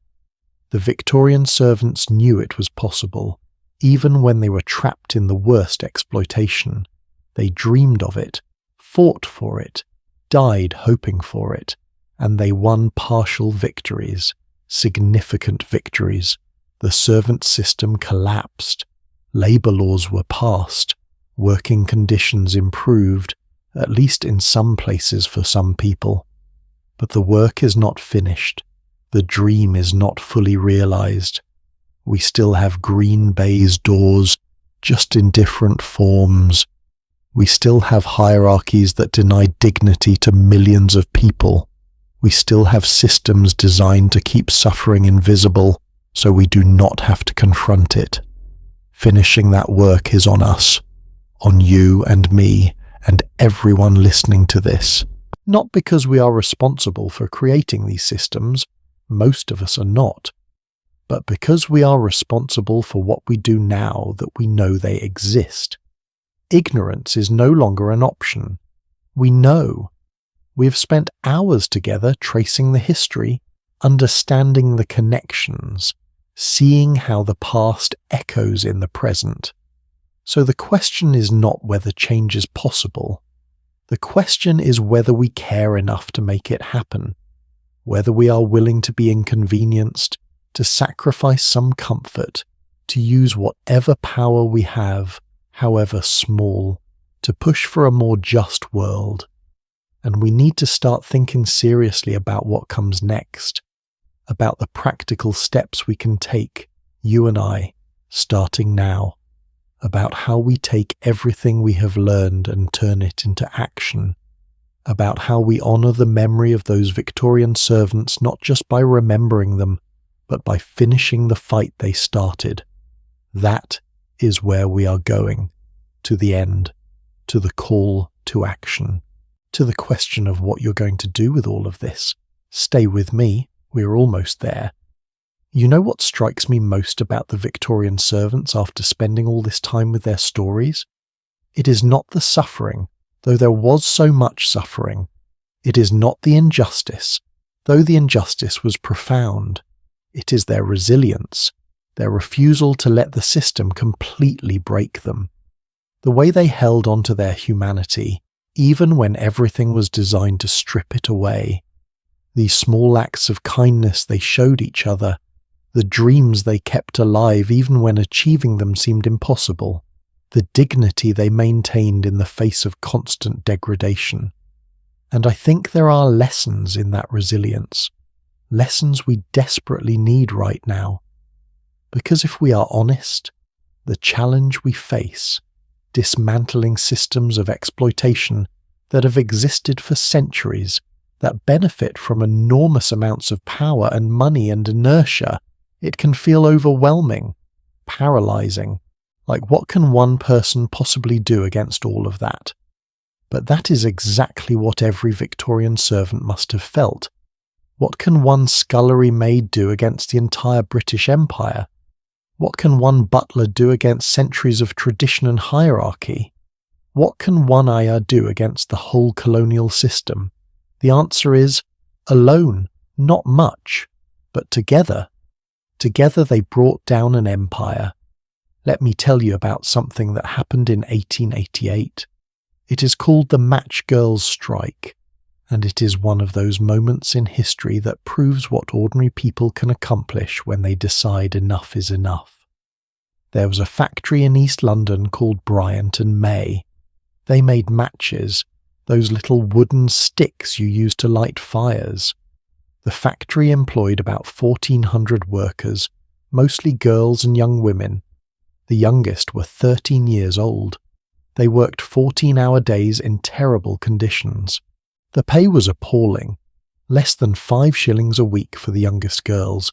That is about $25 in today's money, for 14 hours a day, 6 days a week. But the worst part was the phosphorus. The matches were made with white phosphorus, which is highly toxic. The girls who worked with it developed a condition called phossy jaw.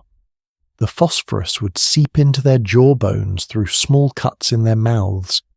Their jaws would start to glow green in the dark. Then they would rot. The pain was excruciating.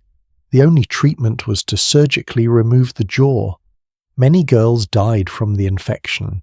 The factory owners knew about this. They did not care.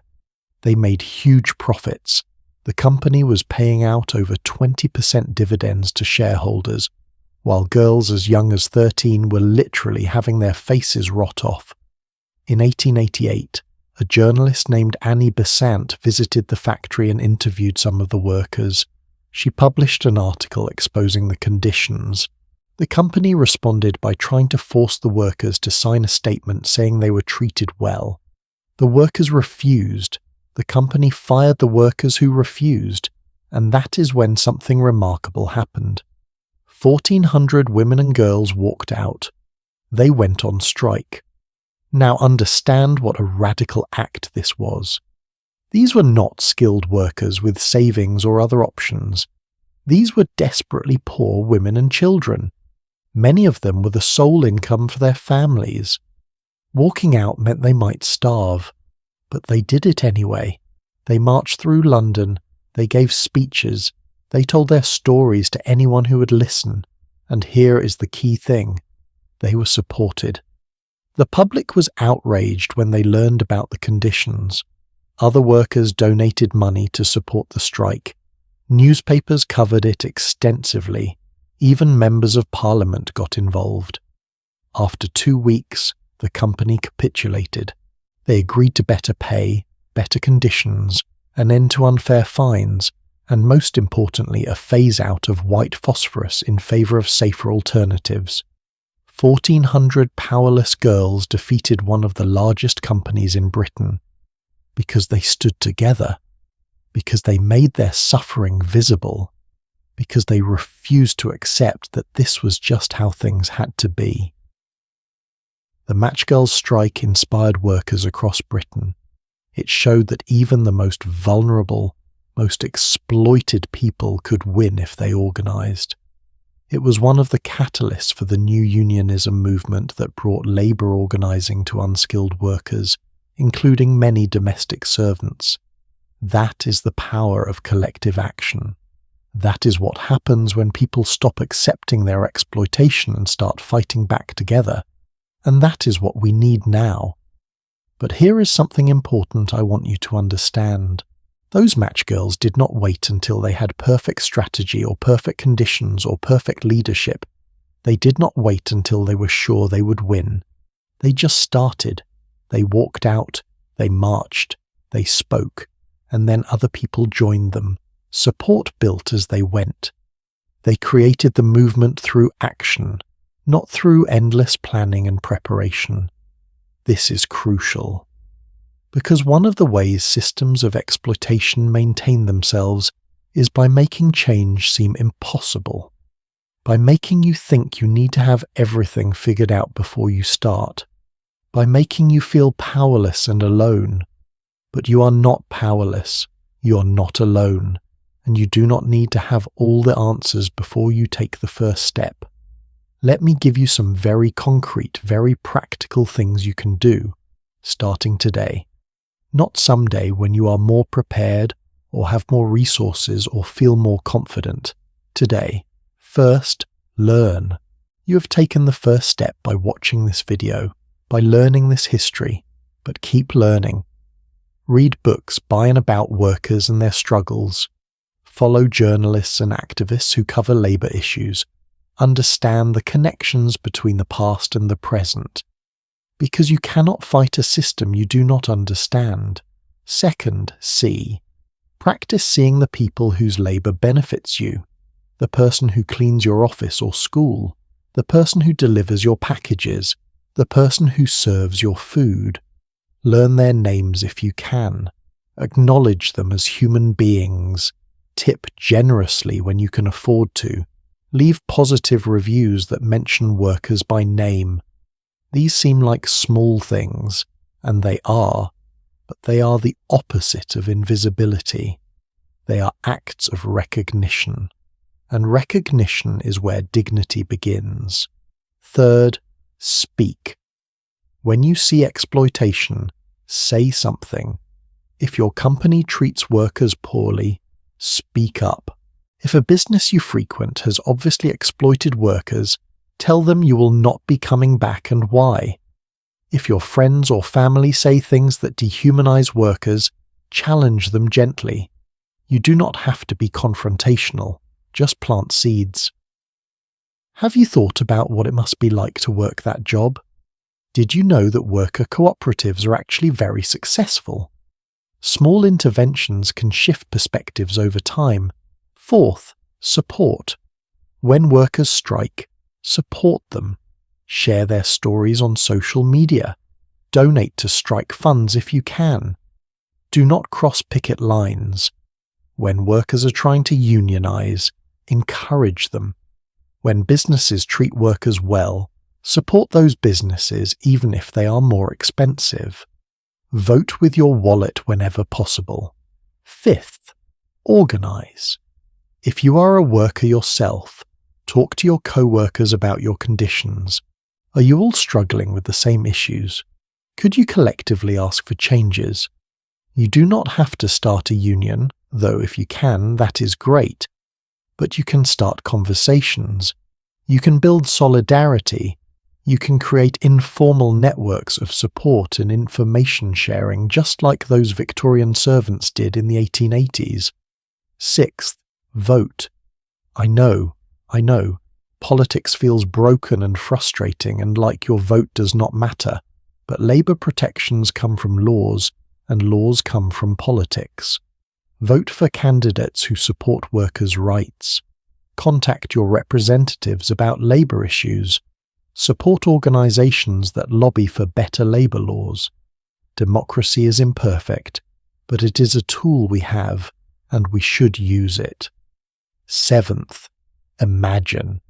This might sound silly, but it is actually crucial. Imagine a better world. Spend time really envisioning what it would look like if work was organised around human dignity instead of profit extraction. What would your job look like? What would your community look like? Because we cannot build what we cannot imagine, and one of the ways exploitation perpetuates itself is by making alternatives seem impossible, or naive, or unrealistic. But they are not. We have seen models that work. We just need to believe they can work at scale. Now, none of these actions by themselves will solve everything. You're not going to single-handedly dismantle global capitalism by tipping your delivery driver generously. But that is not the point. The point is that change happens through millions of small actions that accumulate and reinforce each other and eventually reach a tipping point. The Victorian servant system did not collapse because of one dramatic event.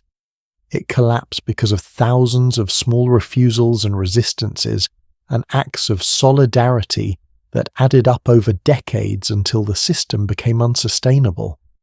Dorothy refusing to return to service after World War I, Margaret Powell writing her book, workers forming informal networks, journalists exposing conditions, politicians passing protective laws.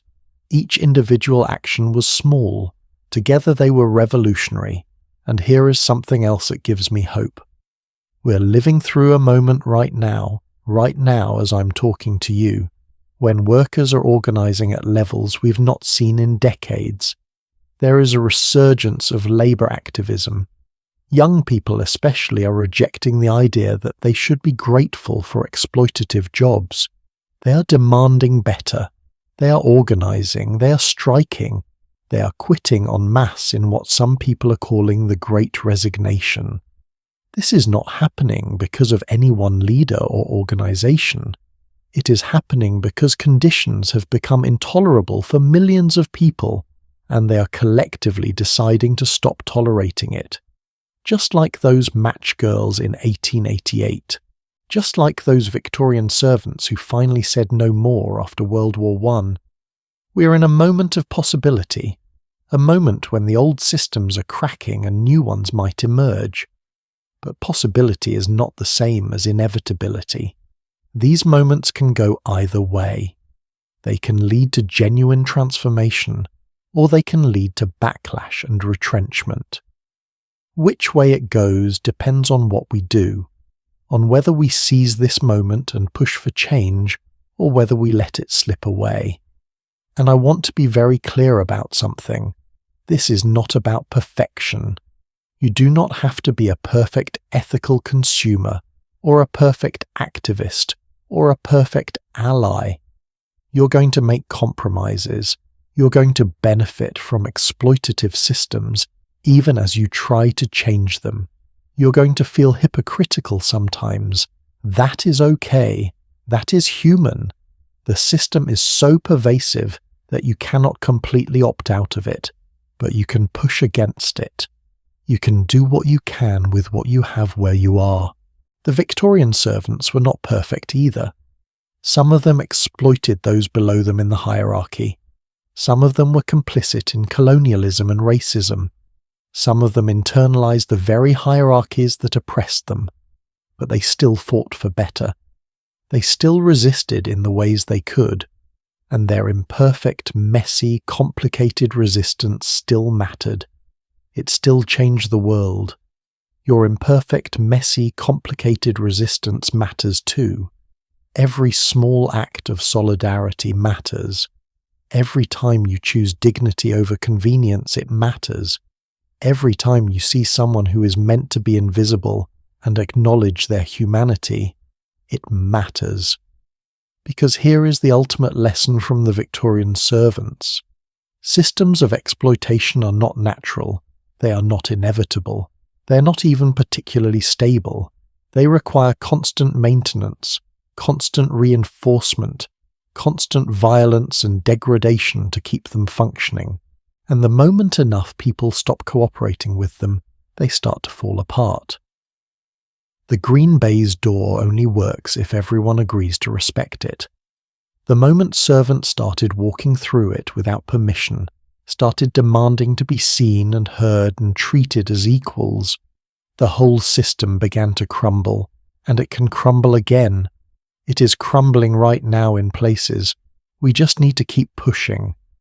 So that is my challenge to you. Not to be perfect, not to have all the answers, not to single-handedly save the world, just to do something. Choose one of those actions I mentioned and start doing it. Learn more, see more, speak up, support workers, organize with others, vote, imagine better possibilities. Start somewhere, start now, and trust that millions of other people are doing the same thing.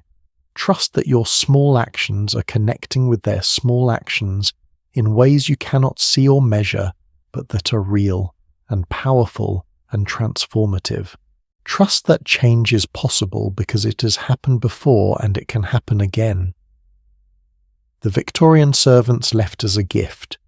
They showed us that people with almost no power can still change the world if they refuse to accept their powerlessness. They showed us that even in the darkest systems, human dignity persists.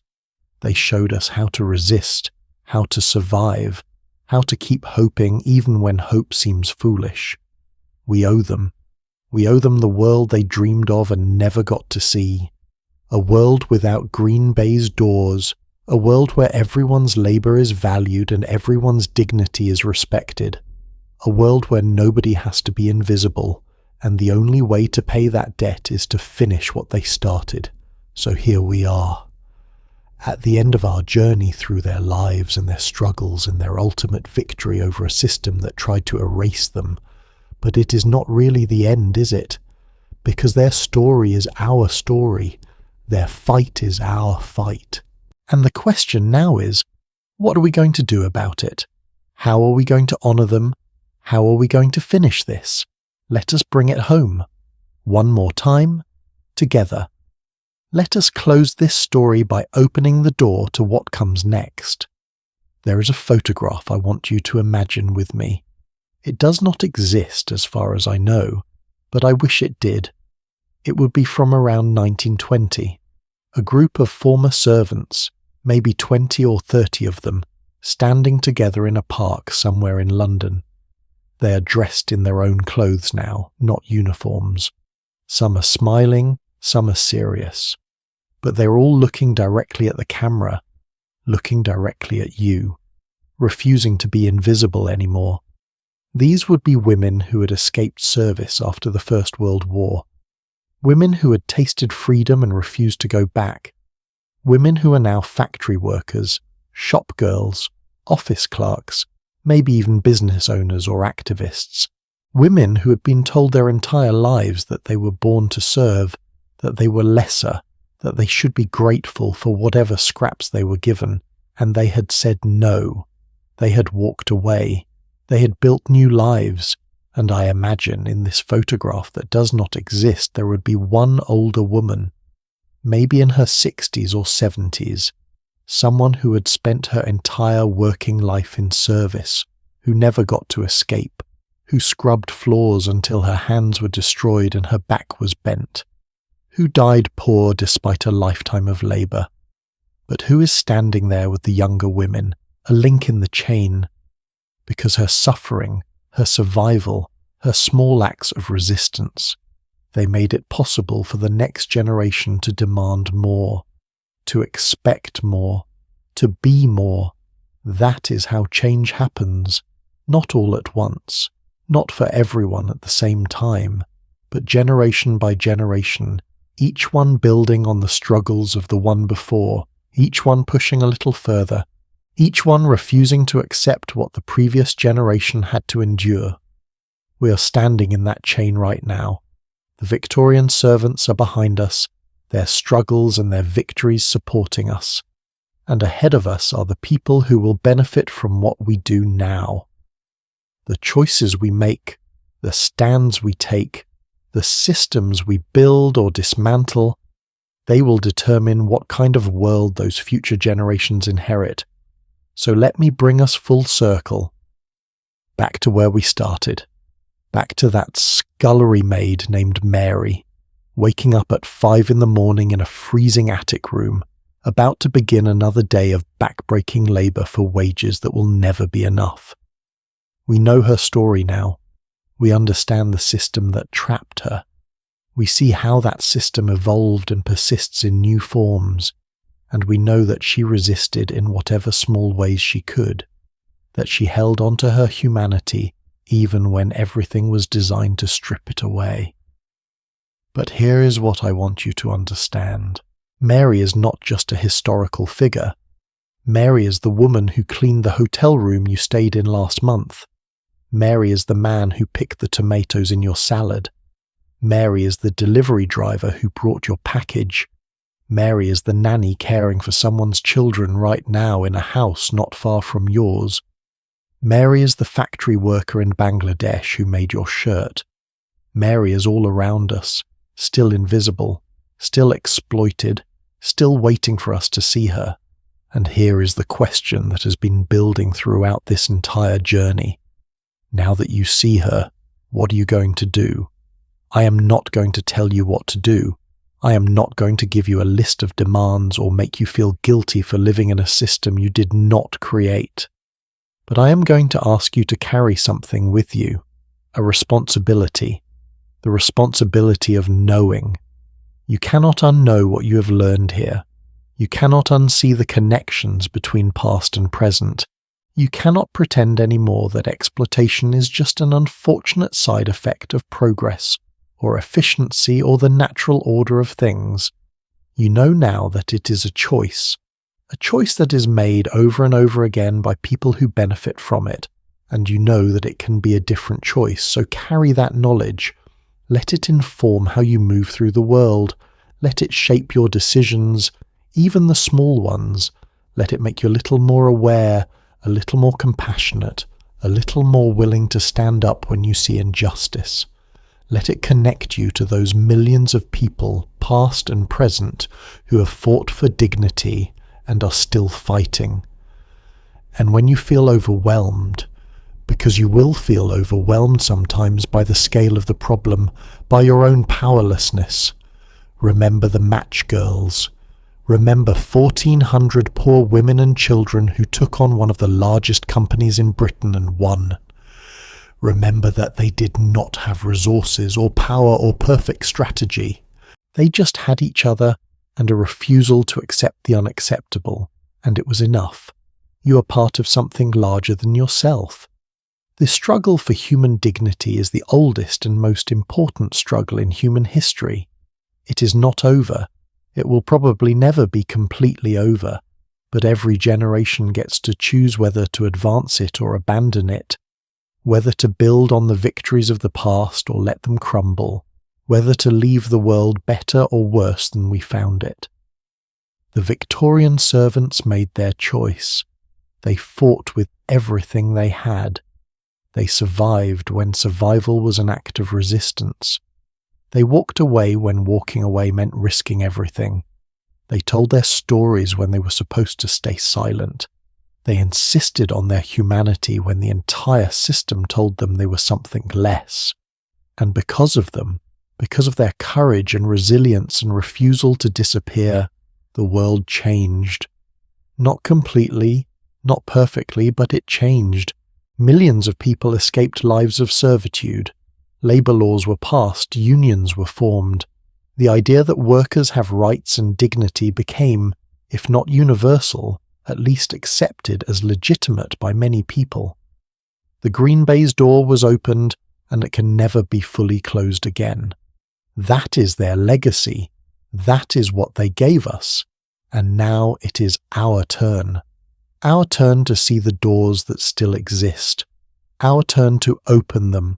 Our turn to make sure that the people coming after us inherit a world with a few less barriers, a few less hierarchies, a little more dignity for everyone. I want to leave you with one final thought, one final story. There is a gravestone in a cemetery in London. I saw a photograph of it years ago, and it has stayed with me ever since. It is for a woman who died in 1935.